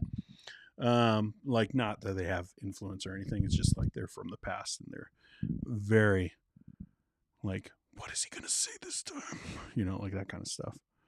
I accidentally deleted my Doug Wilson J-Mac profile pic, so you're welcome. I appreciate it. I kind of like it. This lens, getting used to this lens and how it autofocuses on my hand if I put it up. I love all our cats. They're so adorbs and fluffy and cute and fluffy. Did I mention fluffy? Yes, you did. Christy, oh, thank you, Jesus, for the Doug Wilson J-Mac profile pics. Yep. What do you guys want to talk about? I'll just sit back. Got my Rockstar. I'm really digging this Blackberry one. Rockstars are my jam, man. Never giving it up. Never. Pretty sure the crystal sea in heaven is made out of Rockstar. If it's literal.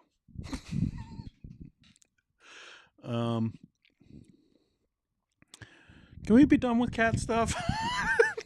Can I make that appeal? Let me do the Zoom, please. Do we have to talk about cats? I really don't want to.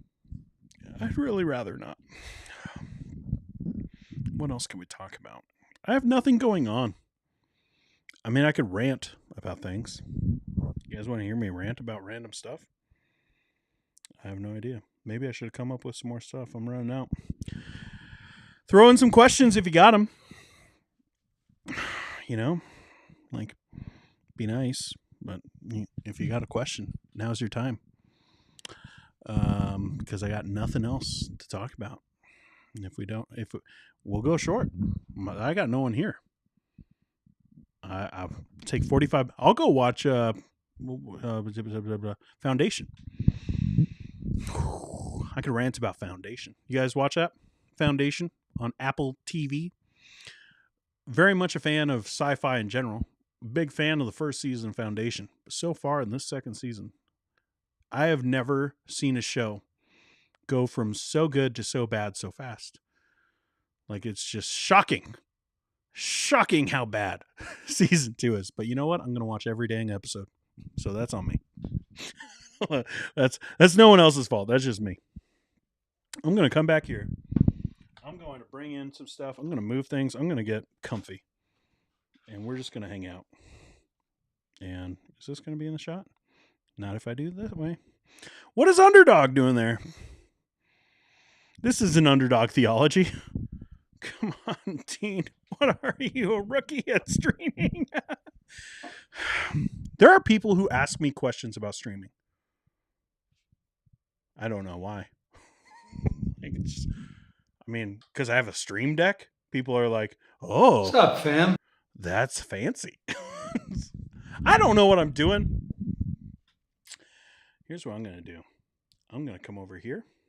I'm going to put my chat thing here, which you guys are all throwing comments into here and throwing in questions.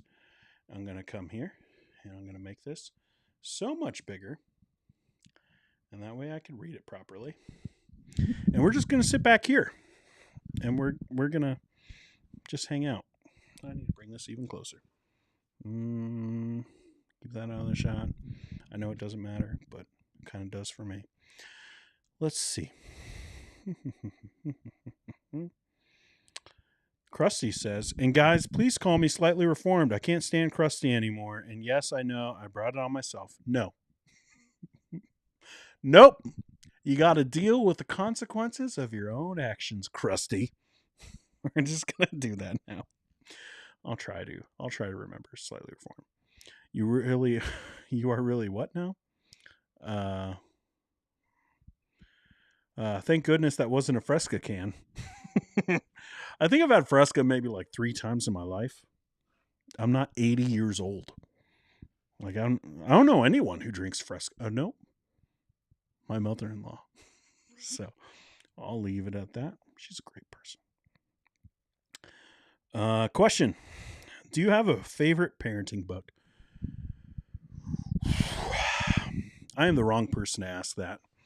I was actually just talking with my wife the other day about the gimmick of parenting books. I've read a lot of them, and I've been asked a ton about it, both on here and in real life. And got to be honest, I don't think I've ever learned anything from these parenting books that has been super helpful. Like I've learned strategies, but at least in my family, those strategies failed hard. So I'm not a big fan of parenting books. That being said, I do think there's some wisdom from Tripp in shepherding a child's heart. I think there is some wisdom there. There's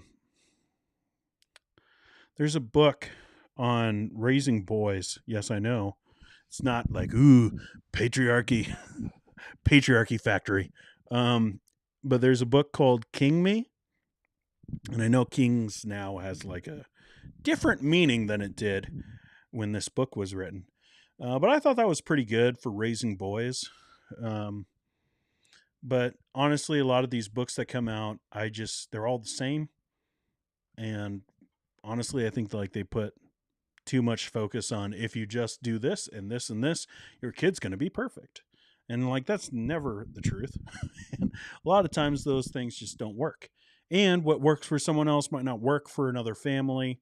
And so there are people who just find something and it works for them and they go Dave Ramsey style, it worked for me, so it has to work for everybody else. And it's just like, that's not how a lot of things work. But yeah, so I'd probably recommend The Shepherding a Child's Heart if someone was forcing me. But honestly, I'd just be like, read Proverbs and Ecclesiastes and like, don't do what the patriarchs did. Like, not the patriarchs, like now, but like in Genesis, like they weren't really great fathers. So don't do that. And like, I don't know. Yeah, I don't have a lot. I don't have a lot of wisdom on a lot of things. Do you game? Not a whole lot. I have, what have I played? Not anything recent. Like I don't do a lot of video games. I do every once in a while I play NBA 2K because I love the NBA and I like doing trades. Most of the time I'm just managing my own team and trying to figure out trades. And then trying to win a championship with that team. But like I've played a few games. I play Smash Brothers with my kids and Mario Kart and the Mario games on the Switch. Played, as a kid I played video games, but now that I'm an adult, I don't, because I'm an adult. And, when I became a man, I put away childish things. So I don't game. No, just kidding. It's not for those reasons. Just I don't know. Like when I'm not doing something, I'm working on the channel. Like I spend a lot of time on this channel. I know it doesn't seem it, but everything takes a lot of time. At least it does for me. Like editing takes forever. So different clips that I might do, or, different things I might do for this or my movie channel, like put a lot of effort into that too. So if I have time to do things, most likely I'm working on thumbnails.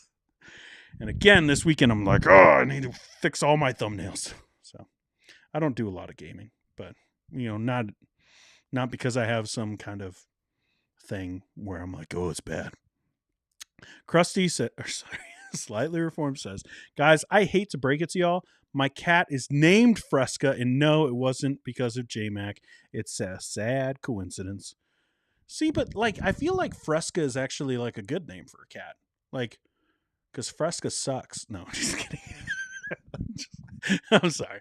But actually, I do think it's a good name for a cat. Like, that sounds like a cat name or a dog name. Fresca? Yeah.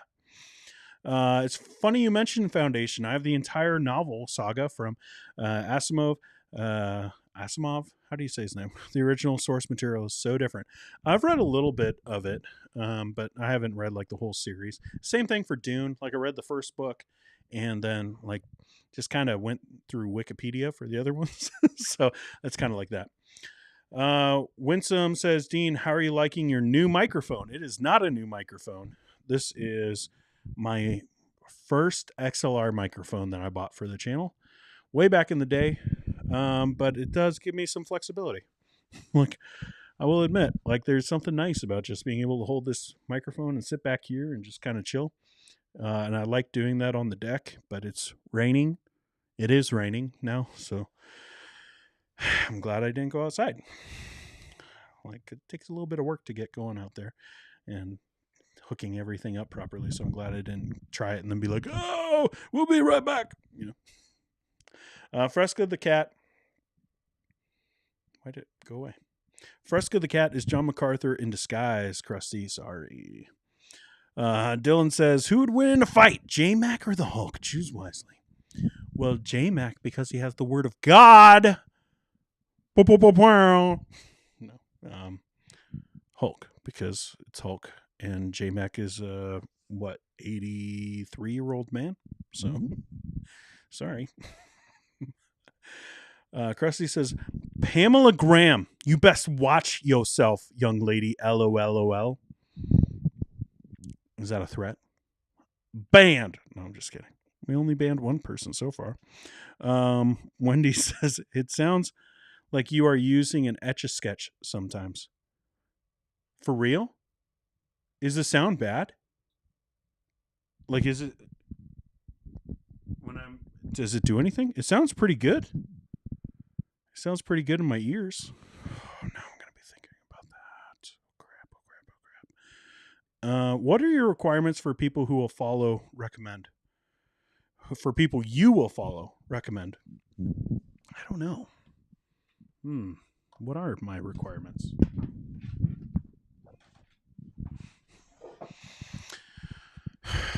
I don't. They love Jesus and they're not jerks. Like, I don't know. Like, obviously I am reformed, even though some people don't think I am, or not reformed enough, or whatever. But yeah, I mean, like, if I'm going to recommend a teacher, it's most likely going to be a reformed guy, and or a reformed lady. And they're not going to be jerky, and they talk a lot about Jesus. And I feel like a lot of Reformed theologians, they don't even mention Jesus. They talk about serving the Lord. It's always the Lord or the King. And it's like, yes, he is those things, but he's Jesus. And so we should talk about Jesus. So, I don't know. I don't have like specific things in mind. I look at demeanor. I look at how they talk to people, what they recommend. I look at also like, when did they start talking a certain way? There are a few people, some books lately that have been written that I was like, oh, I'm going to recommend this. And then I watch, like, it seemed like they were, I'll say it. Russell Moore is one who is concerning for me.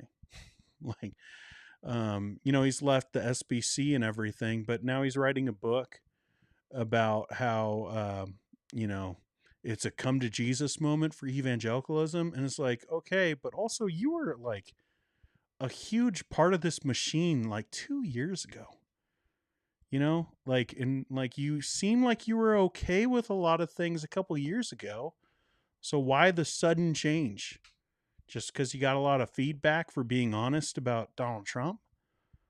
Like, I don't know, but I don't know him, so I don't know him. But like teachers and preachers like that, I just, there's something in me that's just like, I'm going to wait a little while, see what else he's going to say before I recommend any of his stuff. Even though I like some of the things he's been saying lately and dialogue that he's been having, like, people get on him for having Rick Warren on his show, but I thought it was actually good to be able to have the dialogue. And you could tell, like from watching him, he wasn't okay with what Rick Warren was saying. I don't think that he believes what Rick Warren believes, but he did have the dialogue, and I appreciate that. So, like, I don't know. I'm just kind of waiting for some of these guys. And also, I've been hurt before. So I'm just kind of really skeptical of people's motivations sometimes when it comes to that stuff. And like, at least as far as me being able to recommend somebody. So I only have like a few that I'm like, I could just full heartedly say like, these guys are great and you won't regret following them, or you could buy their books. So yeah, I mean, I look at their teaching. For me, like, to recommend them, most likely they're going to be reformed, and then like their demeanor, the way that they talk to people is probably the things I would be looking at. I don't know if that's a good answer, but Roland says Fresca in Mexico is amazing. Liar. I'm just kidding. I love calling people liars. Heidi says, I agree. We hates them, precious. Personally, I'd choose to fight J-Mac over Hulk because he's old and weak. You can judge me, but it's the most practical option. The fact that my brain went that deep scares me. You're not alone. You're not alone. Won't help me. We have all girls. Well, I don't know. I don't think I've ever read a book that was like specifically about raising girls. Maybe if I knew we were having a girl, like, would have looked into it. But Wendy says parenting books seem so formalistic, said the woman with no children. Yeah. Well, I think you're right. I think that there are a lot of people who've made a lot of money about parenting books. And I mean, there are people that I know who have written books like 2 years after they had kids. And it's just like, what wisdom do you have to be writing that? Or people who just get married and then they're, 8 reasons to have a successful marriage. I don't want to hear that unless you've been married for at least a decade. Like, come on. But I think a lot of people are just trying to make money. Question, are you seeing things in the Little C church that excite you? For us, like, we just got a Bible study going and it's pretty small. So, no, actually I'm kind of disheartened a little bit about how that is right now. But like, I mean, in churches, like smaller churches and smaller areas, I mean, the gospel is always exciting, but I feel like there's just so much division right now that it's hard for me to come up with like, here's the silver lining. Maybe just the fact that people are actually like looking into things. That's a good thing. Like, because of the way we've been for the last couple of years as a whole of Christians, I feel like people in the pews are actually looking into it. And like, even if they're coming out on a side that I disagree with, or like would be different than where I would come out on an issue, I do appreciate that people are actually like looking into their Bibles and finding out what they believe about certain topics. I just wish that they wouldn't, go online and just copy other people. Like some people do that. So there's pros and cons. Tyson says Dale Partridge doesn't like you gaming anyhow. Yeah, that's putting it mildly. He's got some issues with it. Dean says that as I am here playing video games, listening to the stream. Yeah, you do you, man. I just don't play it. Question: where would you recommend a young person to go to Bible college? Oh boy. If they feel like they need to go to Bible college,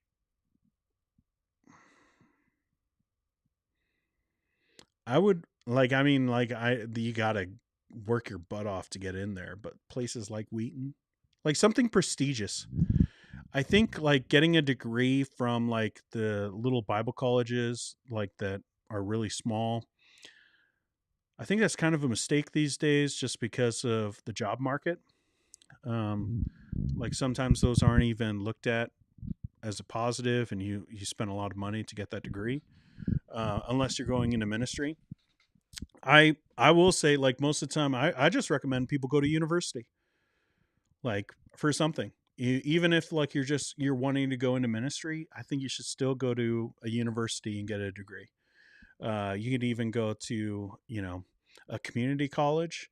It's going to be cheaper. But I think that you should go and get a degree, maybe in history, maybe in philosophy, something like that, and then go to seminary if you want to go to seminary. Now, I will say, and I know people make fun of it, but Bible college is a good way to meet a spouse. It really is. And like there are people who come there just for that, and you know it. But I will say, I know a lot of people who met in Bible college and got married, and those marriages are pretty happy generally. Like there are a few people that, got divorced or something bad happened.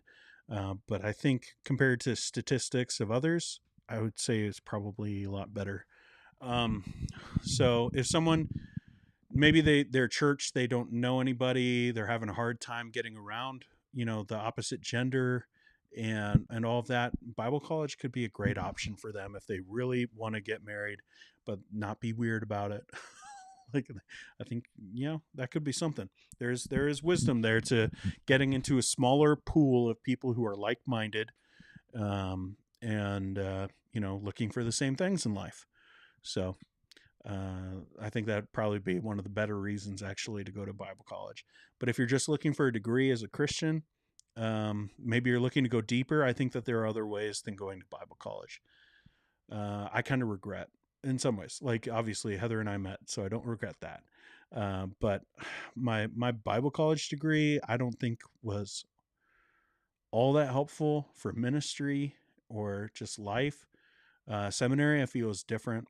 But yeah, so I think like maybe going to university of wherever you're at, like might be a better option.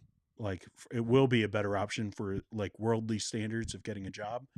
And then, could be a better option too of just you stretching your legs before you get, like a lot of Bible colleges, they don't tell you how to think, they tell you what to think. And like that's just kind of how undergrad works. And I don't think that's all that helpful for some people. So, I mean, but again, like if you're really looking for a spouse and having a hard time even making friends with the opposite gender, maybe you're at a really small church and you don't know anybody, and there's like you don't see like any options at, like maybe you're not like a real extrovert of a person, so like going to work and meeting someone might not be a thing, or like if you're having a hard time, then Bible college might be something that would be a little helpful for you as long as you're not a weirdo about it. Like I think that could be, but like just for academics, I don't know. Like let me think of Bible colleges that are just good. I think Midwestern, Spurgeon College would probably be one that I would recommend. Midwestern has that undergrad program, Spurgeon College. I think that would be a good one. I'm not really going to recommend any of the fundy ones, even though I know people on staff there. So I'm just not going to. Nope. But yeah, I mean, like prestigious ones like Wheaton would be good. I don't know. There's not a lot that I would recommend these days. The lady who brought our 2 new cats up from Mexico is a Star Wars fan and never delved into the expanded universe, so I gave her some of my books, so she's getting into the EU. Look at you. You're preaching the gospel of the expanded universe. Dear fellow sheep, Minecraft is the millennial adult version of knitting. I like it. That's pretty good. I will say it is pretty peaceful. Like I could see how some people would spend a lot of time playing that. Now me, again, I just go like, I could be making something like for real. I know it sounds like I kind of have an artist's heart, even if I don't have an artist skill. So like, I always feel like I should be making something or should be using it for like this time to be working on something creative. And so usually that involves my iPad and drawing something or, working on thumbnails, graphics, things like that, or doing some editing or something like that, making content, things like that.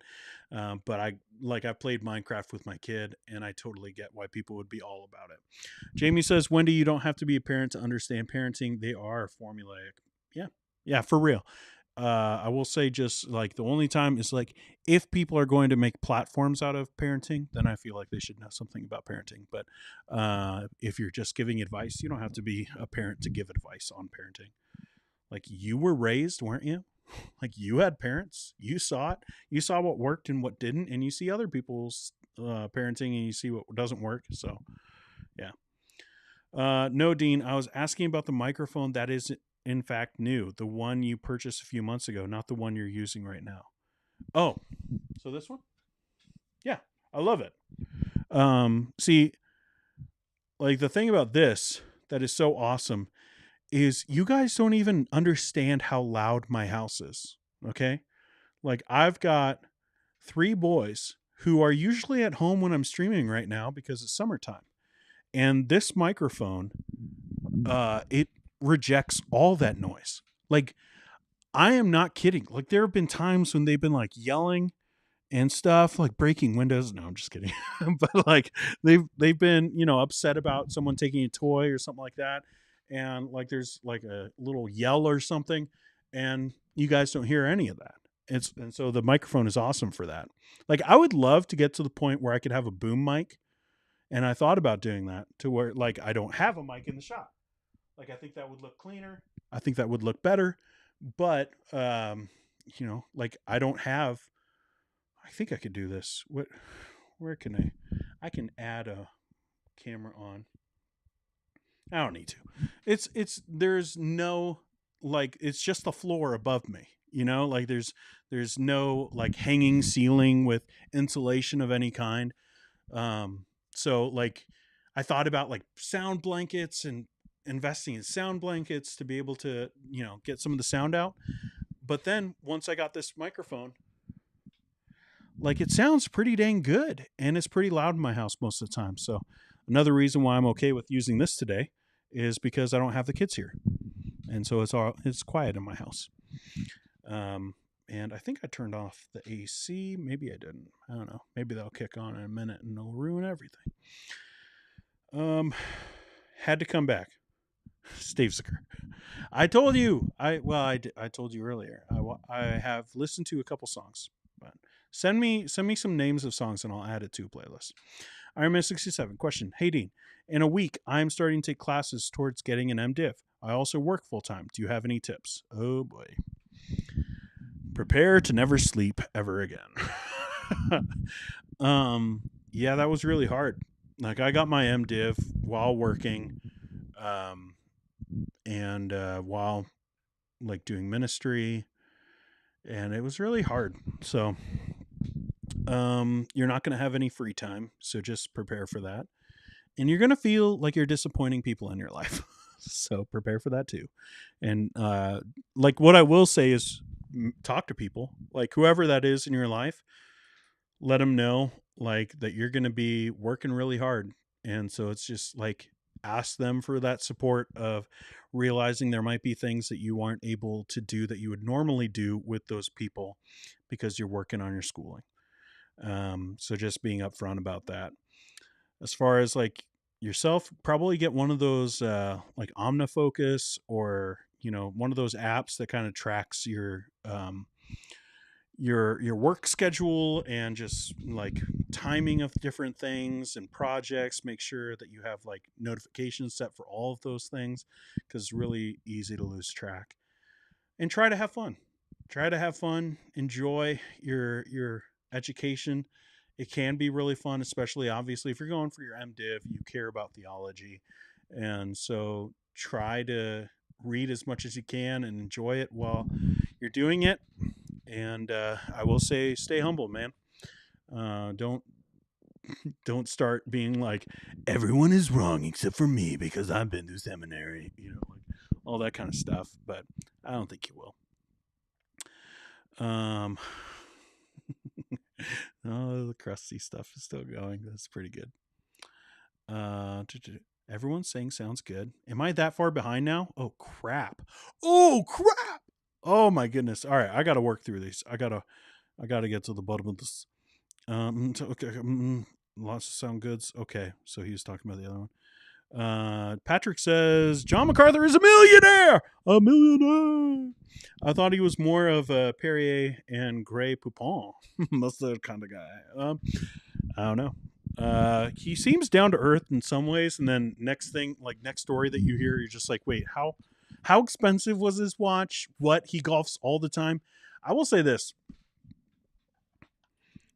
Never trust a pastor in his finances when he says that he's always golfing. Okay? Like, I'm just saying, golfing is really expensive. And to be like, oh yeah, I golf every week. Like, if you're on a pastor's salary, like that's not like, oh, I'm just going to go play basketball, like that kind of thing. Like, that's a lot of money all the time to invest in that. And I would just be a little skeptical of someone being like really laid back and be like, but I golf all the time. I know I'm wearing like a golf looking shirt, but he will always be crusty to us. Oh, that's so sad. You're a Reformed Baptist and not Presbyterian? Basically Pelagian. Yeah.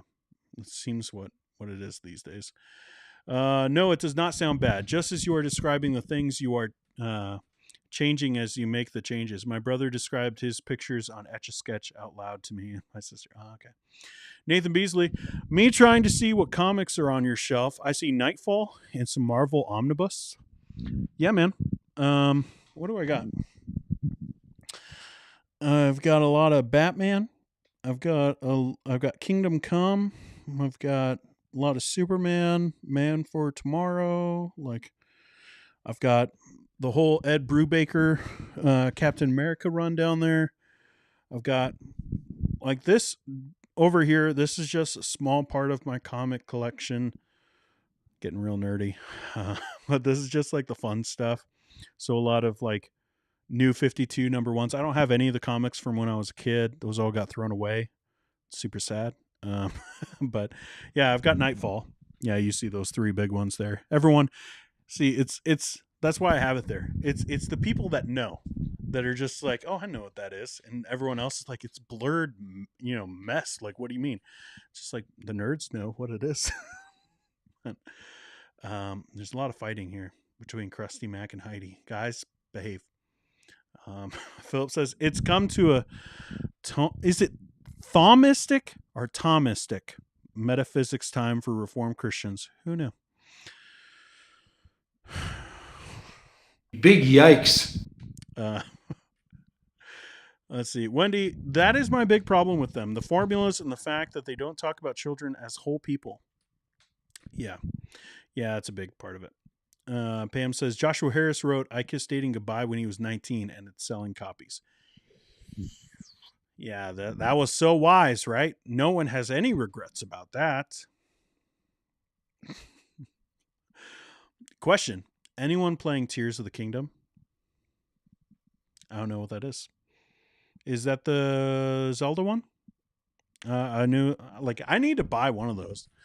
I feel like that would be a game that I would really enjoy. That's probably like the next game that we'll buy for the boys so that Heather and I can play it. Like we dug Zelda on 64. Patrick says Moody Bible Institute in downtown Chicago has a beautiful campus, though kind of pricey. Yeah, I don't know if I would recommend it, to be honest. I know some good people who've gone there. Joe Thorne went there. But I don't know. I don't know if I would recommend it. Reformation Bible College, Ligonier. Maybe. Heidi says, I got me a man at Bible College. It is more expensive than online dating. Finished paying off Aaron's student loans 8 years into our marriage. I will be paying off stuff for a while. Pamela, that just made me real sad. Pamela says, slightly reformed. No, I mean, he was 19 when he wrote it. Yeah. For Joshua Harris. I met Dylan. Here we go. We're getting into how we met stuff. We're doing our own rom-coms, romantic comedies. I met Dylan when I was waitressing at Earl's in Langley, BC. After I had graduation university, I was drinking beer with his parents on a Sunday. That's so bad. Big yikes. How dare you drink?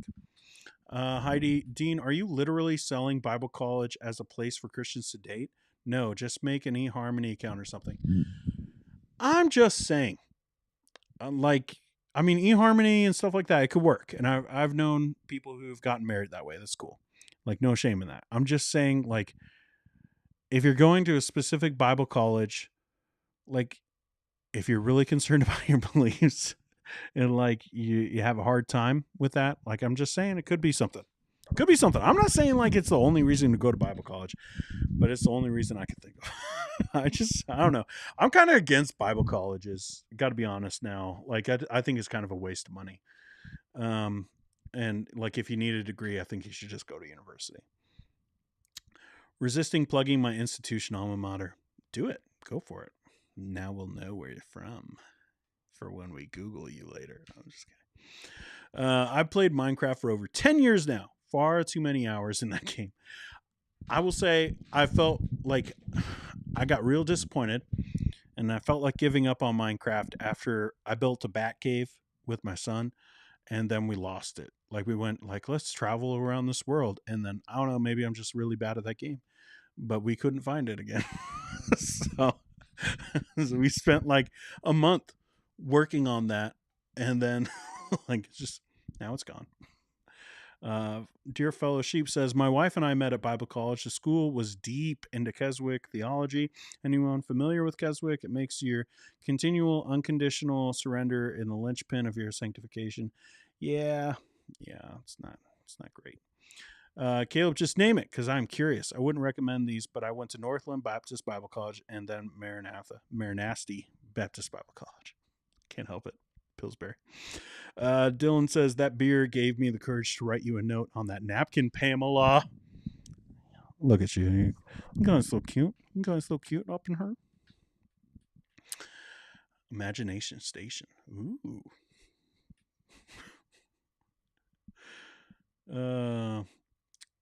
Wait, I thought Pam asked Dylan out. Yeah, they can't even get their story straight. I think there's something fishy going on here. Philip says, possibly. I'm exposing a 90s childhood in weird fundamentalist word of faith circuits. Heidi, she untechnically did. I don't understand. There's a lot of dating stuff. Vigilant servant. He's golfing for the Lord, evangelism. Yeah. Yep. Jamie says, is it just me, or is all of evangelicalism looking like fundamentalism? Let's talk about that. That's a good thing to talk about. I don't know. I have been watching a few like far more liberal channels that do similar stuff to what I do, and they're describing Christianity as all of fundamentalism. I shouldn't say all of Christianity, all of evangelicalism as fundamentalism. And there's a part of me that's just like, no, it's not. Like, fundamentalism means something, and it means taking something that is primary or that isn't primary and making it primary. And I don't think that evangelicalism as a whole does that. That being said, it seems like everyone is kind of doing that at some point. So, like, theologically, I wouldn't call them fundamentalists, and I would have issues with people saying that everyone is a fundamentalist. One, because of like the old like syndrome thing, when everyone is a fundamentalist, then no one is, like we lose the meaning of it. But also because I think it's a moment where we're in this polarized moment where everything is like that, where we're just taking sides on everything, so everything sounds so extreme. And I think that moment will fade, and then we'll find out who the real fundamentalists are and who were just sounding really dumb for a couple minutes. So I don't know, but I think that there's a lot of people who sound like it. But I think when you get down to their theology, they aren't.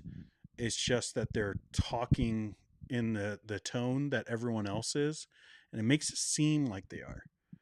But I don't think everyone is. Okay, so there's some songs.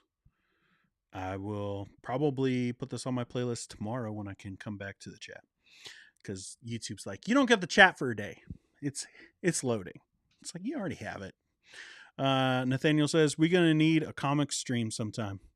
I've done it before, but I made all those private. I did make a lot of chill streams private because Noticing a trend.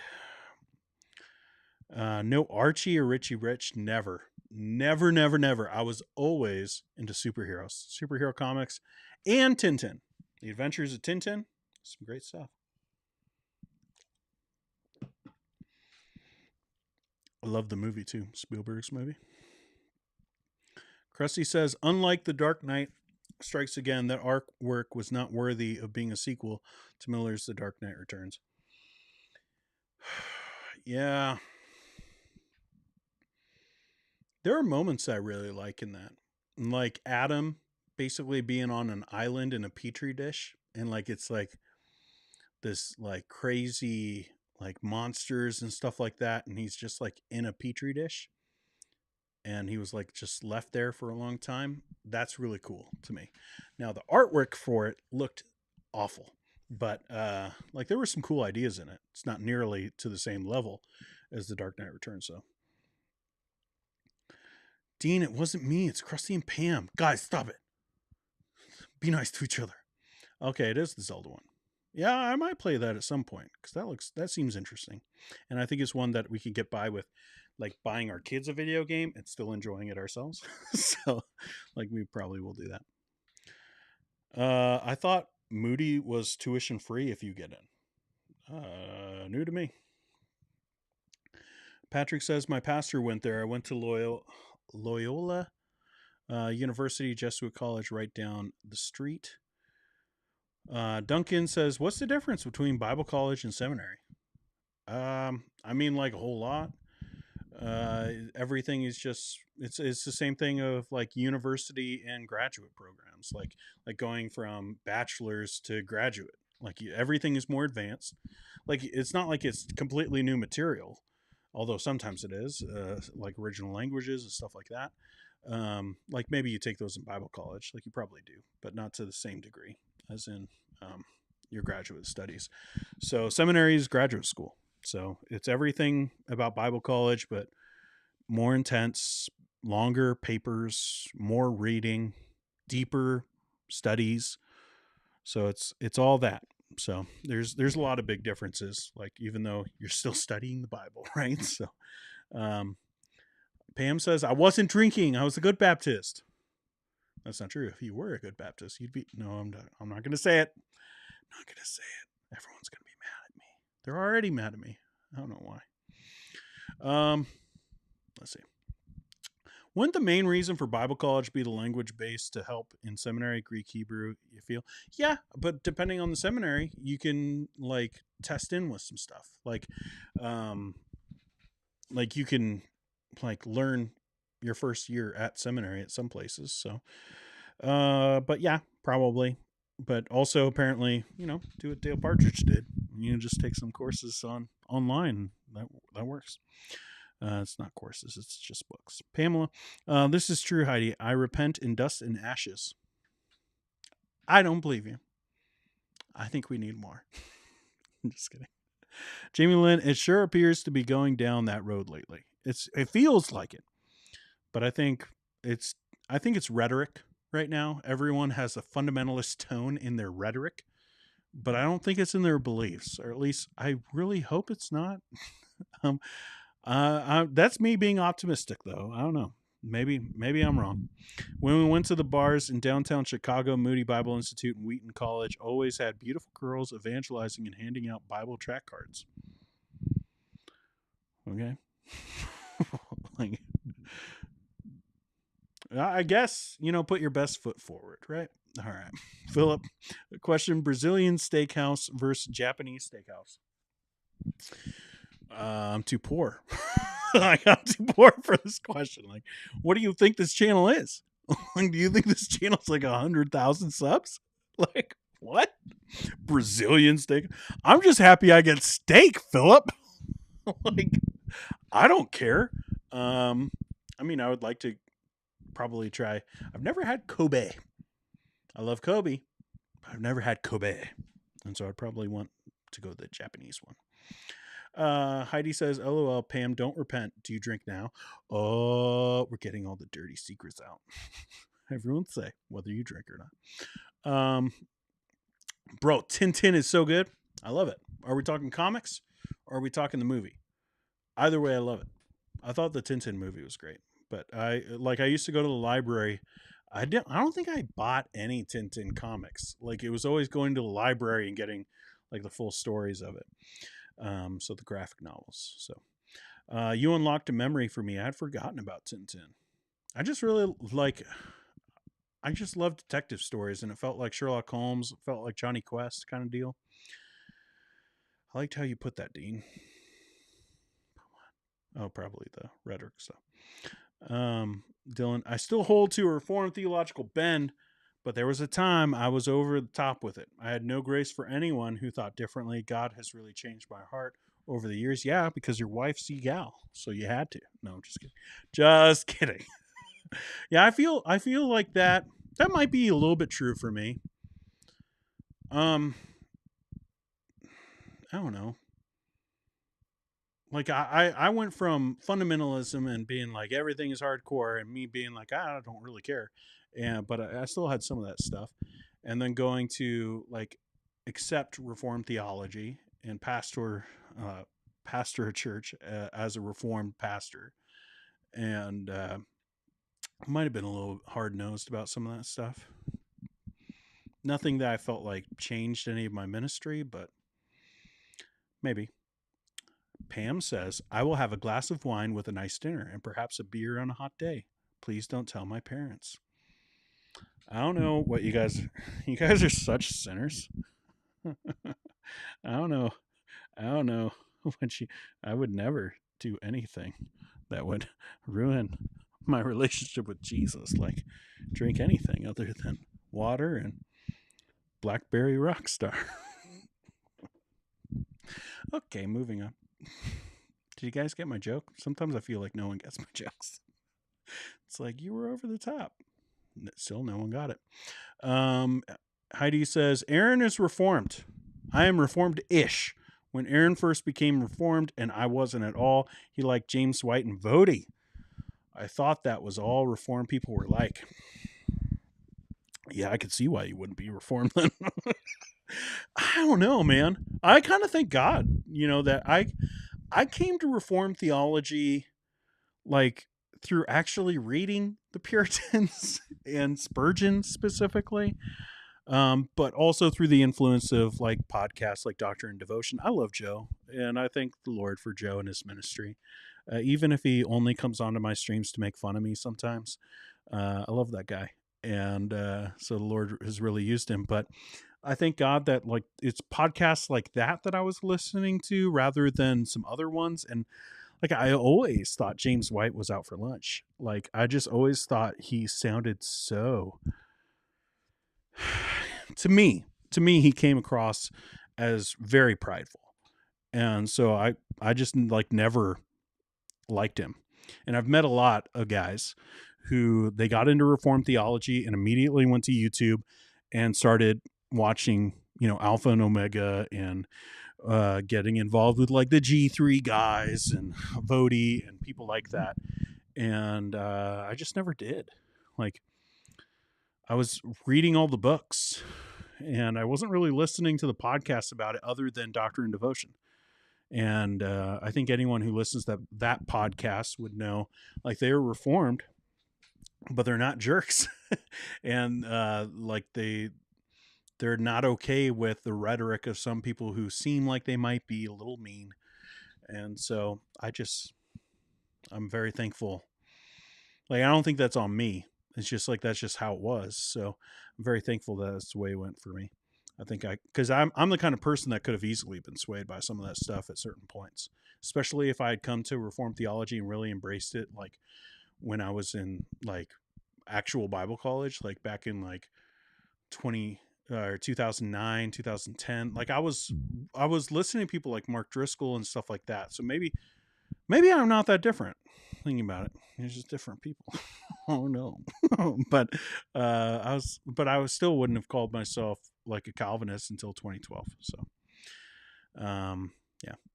Comics. I've not seen the movie. Yeah. The comics for Tintin are awesome. I love the art. It's really cool looking. Jamie, on the other hand, I have hope for the church. I feel like there is a revival happening. Just doesn't look how we were taught it would look. Maybe. I don't know. Dean doesn't have Johnny Mac money, Philip. That's right. I don't get to pick what steakhouse I go to. I don't play golf. I go to movies. I might go to a movie tonight because my kids are gone. And Heather gets off in like 10 minutes. And we might go watch a movie. Watch a late movie. A late date. Ooh. Yeah. I don't know why I made that sound. Philip, you passed the steak test, Dean. It was the food version of asking you if you golf. Shouldn't be able to afford them. Their places. Yeah. Well, it's just not going to happen. It's never going to happen. Heidi, their tone kept me from considering their theology. I'm thankful I found gracious reform people like Theocast and Dean and stuff. Well, I don't know about me, but I do like the guys over at Theocast. You know, and I will say, I don't always agree with them. Like, I don't always agree with John Moffat, even though I like John. And even though I consider us buddies. But, like, I don't always agree, but I always appreciate their tone. Like, they're very kind people. And I think that's kind of rare. I don't like saying it. I think it's kind of rare, at least among, like, I don't think it's that way in real life with Reformed theologians and pastors, but I think it is that way online. It's just hard to find people like that. I'm drinking PBR right now. Sorry. Is that, no, what is PBR? I don't know what that is. Pam, don't tell my parents anything I say on here. I'm going to tell them all because we have mutual friends. No, I'm just kidding. Yay, people get my jokes. I won't, if you won't, Heidi, pinky swear. Pinky swears, they always fail. Roland, I like writing detective stuff. I'm working with a friend. He's drawing, I'm writing Dax Damon. Demon detective? That's a lot of D's. That's very alliterative. Is that the phrase? I don't know. It's getting later.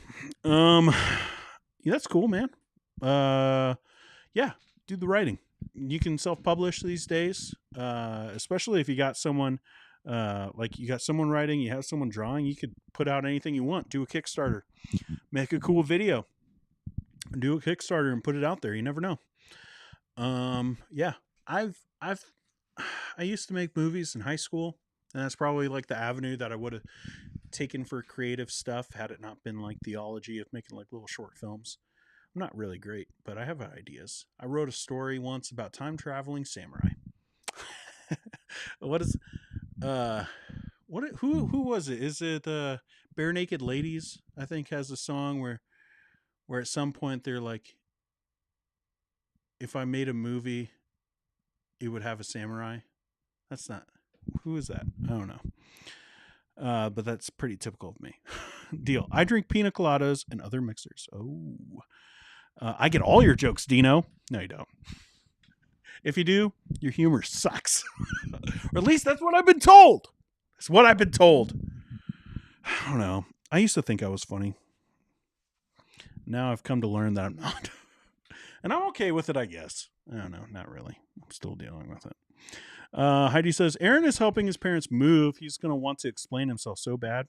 Too bad. You're busy. Helping your parents move. How convenient for you. But he can't because he isn't listening to live. So I will say he grew past both of those arrogant men. Well, if he's on this channel, yeah, I bet. If you're okay with this channel, I could see why you'd be past those.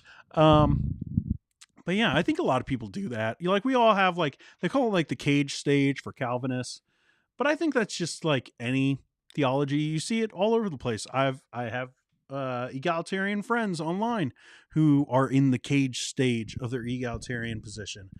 You know, like I think everybody has that about every position where they're just like really passionate about it because they're convinced. And like, I don't know, sometimes they could, like, people can be jerky about it, but other times I just take it as like, okay, they're just passionate about that right now. Like, it's just like, whatever. Like, I'll just take it as like, cool. Like, I'm glad you're passionate about your position. You know, just don't be mean to other people. But yeah, and we grow past those points. Like, it's just like, okay, like eventually we end up being like, well, everyone has a different perspective. And like, that's probably a thing of like going to seminary that helped me was just like realizing so much of the stuff that we've been told is so much this way. It's like you start reading, like actually reading some of these sources, not just like books on the sources, but going back to like the church fathers, and you're just like, I don't know, Augustine sounds really different than a Baptist, you know? Like, maybe some of these people that sound more like him have some points about why they believe what they believe. But you can't find affordable Brazilian and Japanese steakhouses, at least in my area. Yeah, I don't know if I've ever seen one. PBR is the old man beer. Dean is a punk guy and doesn't know the official PBR of punk rock. I don't know. Don't hurt me. I'm just a fragile little man. I don't know anything, okay? I was a punk when, like, being punk was like wearing a Ramones t-shirt, dude. Like that's like I might have been punk for where I was at, but just make sure you remember I was not cool. I was a punk in my scene. Heidi, Dean, do you even know who our mutual friends are? No. I don't know everyone you know, Heidi. I would imagine that it's Schofield. Like, I think we talked about that before. Schofield would be one. But I don't know. Like, I know a lot of people in that world, but like we don't keep in contact. Like anyone who thinks that, I will say this, anyone in the fundy world who isn't in my immediate sphere, who thinks that like, oh, I'm really good friends with, haven't heard from a lot of those people in a long time. Just saying. Roland, I'm already self-published. LOL. I also format for other authors. Ooh. Oh, Pabst Blue Ribbon. Yeah. Not my favorite. But this isn't a Dean After Dark. Heidi, I am cage stage about resting in Christ. It's hard not to be. That's good. You're passionate about it. That will too fade. No, I don't know. Like that might stick around. I hope that sticks around. Question: how long does it take you generally for you to prepare a sermon? It used to take me like a long time. I used to be one of those guys who's like, I'm going to be locked in my study for 3 days. I will only emerge to go to the bathroom, slide my food under the door, like that kind of deal. And like weirdly only do my work from like candlelight. But no, I read a book from Ryan Hughley, who was a church planter down in Salt Lake City, who wrote a great book, Writing Faithful Sermons Faster. And the idea is to write a sermon in 8 hours or less. And that really transformed how I write my sermons. Then I hate being so positive about Joe, but I kind of copied Joe with his sermon writing stuff. Let me see. Do I have sermons in here? I started doing my notes on stuff like this way on my lectrum with my pencil. And so that's what I would take into the pulpit. It's just my notebook. Or I would print off the copy of this and put it into my Bible and go up to the pulpit and preach with that. But yeah, it's like probably like I'm always like reading ahead. So like you're thinking about the text. I don't know how to calculate all the time involved with that. But probably like 10 hours is what I would probably need to write a decent sermon. I'm not saying it will be great. I'm not that great of a preacher, even though I've been doing it since I was 12 years old, which is not great. But yeah. What is your process? I have a video about that. I have a vlog back in the day when it was Grumpy Baptist was the YouTube username. I did vlogs and they sucked, but one of them I thought was okay. And that was, how I write my sermons. And I did, it's under the category, I think the playlist of Bible studies when I was trying to do like the Bible rhythm show, and it's just too much. So I stopped doing it. But I put my vlog in that. So it was an old vlog that got deleted a long time ago, and then I put it into that one. So you can see that, and that would probably help you. But I go through the whole thing in there, but that would probably be the better reference. I know Wicks and Williams too. Those names might ring a bell. Williams was my pastor for 2 years. What? Brett was your pastor? Or who are you talking about, Williams? Like, because Brett Williams was my senior pastor when I was pastoring down in Minnesota. We're getting real here. I didn't pastor you, did I? Like, I was the associate pastor. Like, did I know you? I hope not. Like, what other Williams? I think it would have to be Brett. Wicks, yeah, Josiah. Yeah, I know him. Yeah, he's over in Alberta now doing stuff. He's planting a church there. Yeah, cool. Roland, AI sermons are the wave of the future. What? For who? Like, maybe Joel Osteen and people like that, who probably already pretty much are. Like, for them, it's just someone else writing those sermons. But for all intents and purposes, it would be... oh, that makes way more sense. Okay. Wendy, greatest preacher ever? Me? No. My favorite preachers, like, I don't know about the greatest preacher ever. I mean, Charles Spurgeon would probably be one that would come up. John Chrysostom would be another one. The Golden Mouth. We had weird nicknames back in the day. If you read John Knox's sermons, like, even though he's Presbyterian, like, founder of Presbyterianism, but who are some other ones, like historical ones that would be like greatest preacher? When you take in the size and scope, yeah, I'd probably stick with Charles Spurgeon as like who I would consider the greatest preacher ever. But that's only because, like, there's so much of church history that we just don't have their sermons. So, and there are people that are called like great preachers that we just don't have their sermons. So, no, Kay Williams is in Edmonton. His wife is H. Williams. I mean, I know him. I don't really know him.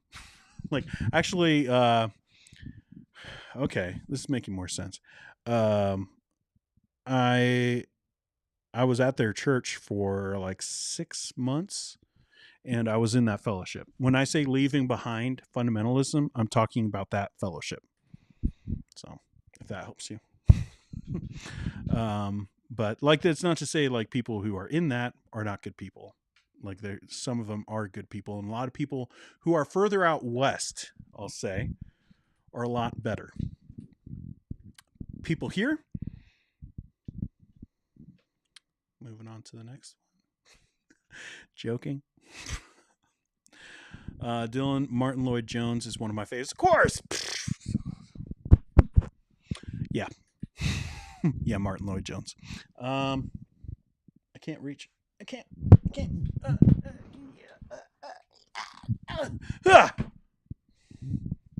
Almost fell out of my chair. That's a really far reach.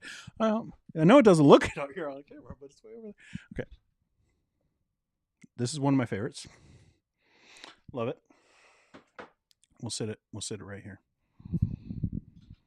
Wendy says, me too on Spurgeon. You didn't say J-Mac, the best Christian since the apostolic era. Again, if you take in the size and the scope of John MacArthur. No, we're not doing that. We're not doing that. Get your questions in. It's closing time. We got like 5 minutes. 5 minutes is what I'm willing to give. Other than that, we're going to close it down at 2.5 hours. See? I love you guys. I love you guys. I give you time. I thank you for giving me your time. You know, we can hang out together. Talk about Barbie. Is this where my life is led? There's no questions. Heidi says 5% of John Mack. 5% is better than everybody else. What garbage? What garbage is that? Oh my goodness. Big yikes. No! It's just dumb. Man. You guys got anything? This is how big of a nerd I am. I just have Batman sitting on my desk. Like, no reasoning. It's just there. We're at the part of the show where I don't know what to say, so it just starts showing things to the camera. What else can I show you?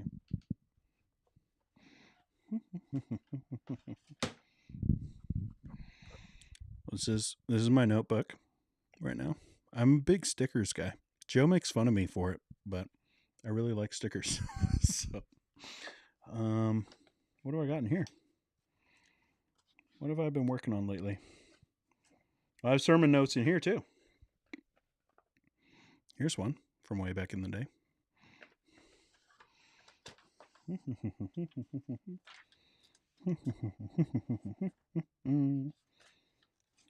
What's my latest thing? I'm just killing time for you to put in a few more things. Things coming for Underdog. January 30th through February 1st, Bethlehem Conference. I was making notes about what topics I might want to cover in the future.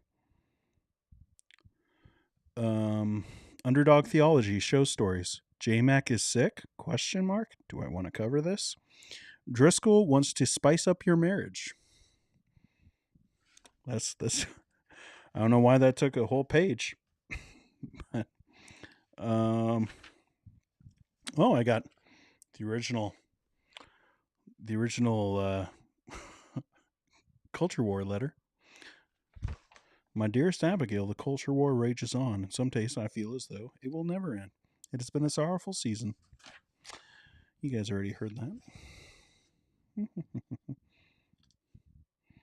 Taking notes from SBC meeting. Making sure everyone knew what the vote was. That was last year, I think. I haven't written in that notebook in a while. Why is it on my desk? Okay. Krusty says, sorry. I really actually don't mean to. It's just there. Slightly Reformed says, what is your least favorite Marvel show and why is it She-Hulk? I'll tell you, actually, my least favorite is Secret Wars. Or Secret Invasion. Trash. I hated it. Someone hit a dislike button now. Is it because I didn't say it was She-Hulk? Dislike button, don't abuse it. If you're doing it as a joke, please don't. Because it does, hurt the channel. Secret Invasion sucked. It was really, really bad. And the ending was horrible, written by a 4th grader. All of it. So much of the story, it's just this is not what I wanted at all. We have the most overpowered, weirdly overpowered, makes everything in the Marvel universe look pathetic, kind of overpowered person ever. And it's a nobody that we just met. We have a character that we do care about, might not have been the character that we knew for a long time. And we get weird stuff with Skrulls. It sucks. It sucks. I hated it. I think it's the worst thing Marvel has ever done. Dylan says, any movement on bringing your wife into the Culture Wars segment? No, I haven't brought it up. She might do it. I don't know. She's adventurous. As I move and shake my camera. She is adventurous, but I don't know. She doesn't like being on camera. She doesn't enjoy it or anything. And so it's it would be doing me a really big favor for her to do it. And I totally get why she would say no. Big yikes never gets old, right? It's just big yikes. What is your least favorite Marvel show and why is it Secret Invasion? You know my heart. Secret Invasion is straight trash. It's so awful. And it had the difference is because I wasn't super excited for She-Hulk. Okay. I didn't think that it was going to be very good, and it was pretty bad. But this I thought had potential to be good, and then was so incredibly awful, like offensively bad, both as like a show, like narratively, like as any show, but then also for fans, it's just like it's awful. So Heidi, Dylan, if he can't get Heather in here, is he even a complementarian? You would know. I hear you are complementarian, but Dylan, if he can't get Heather in here, is he even a I'm not a complementarian, so there's that. You can't see my great questions in the chat if you are looking at your notebook. That's true. That is how eyesight works. Yes. And also I can't multitask, as I've already discussed. I'm watching late, but honestly feeling very sad about the Grinch and the hen who think the sky is falling. Yeah, yep. I'm glad you're here. Iron Man, hey Dean, just want to say that I appreciate your channel and all the effort you put in. Looking forward to more stuff in the future. Sorry, this is the end. This is it. This is the last stream. What if this was the last stream I ever did? I am the great complementarian. I compliment Pam all the time. Is that the facts? That's pretty good. Roland says, I got it right before you said it. Secret Invasion. So bad. It's so bad. Secret Invasion SS the GOAT. Grossest of all time. It's so awful. Bobby Heckle is here and says, just joined. Seems like I'm a little late to the party. Sorry, yeah. It's, well, you know, we've only been gone for 2.5 hours. So, all right, I hear her. She is home. If there was ever a chance for her to be on Letters from the Culture War, this might be it. Heather, do you want to be on a Letter from the Culture War?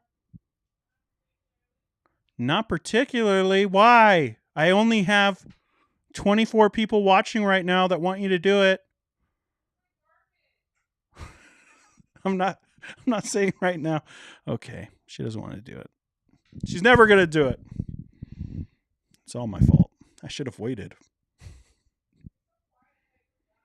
No, I was just kind of making a joke and talking to you. This is how much, like, how easily sound goes in my house. So anyways, this has been the stream. We've had fun. We've banned some people. We talked about Barbie. We talked about J-Mac. Talked a little Drisky. What else is there? You know, we even had that comment from Canon Press. We've done a lot. As a podcast I used to listen to say, we have traveled to and fro, and we've covered all kinds of topics, and we've discovered a lot about ourselves and the nature of reality. So I think that's about good for a chill stream. Anyways, I will see you guys on Monday for Underdog Theology. Bye.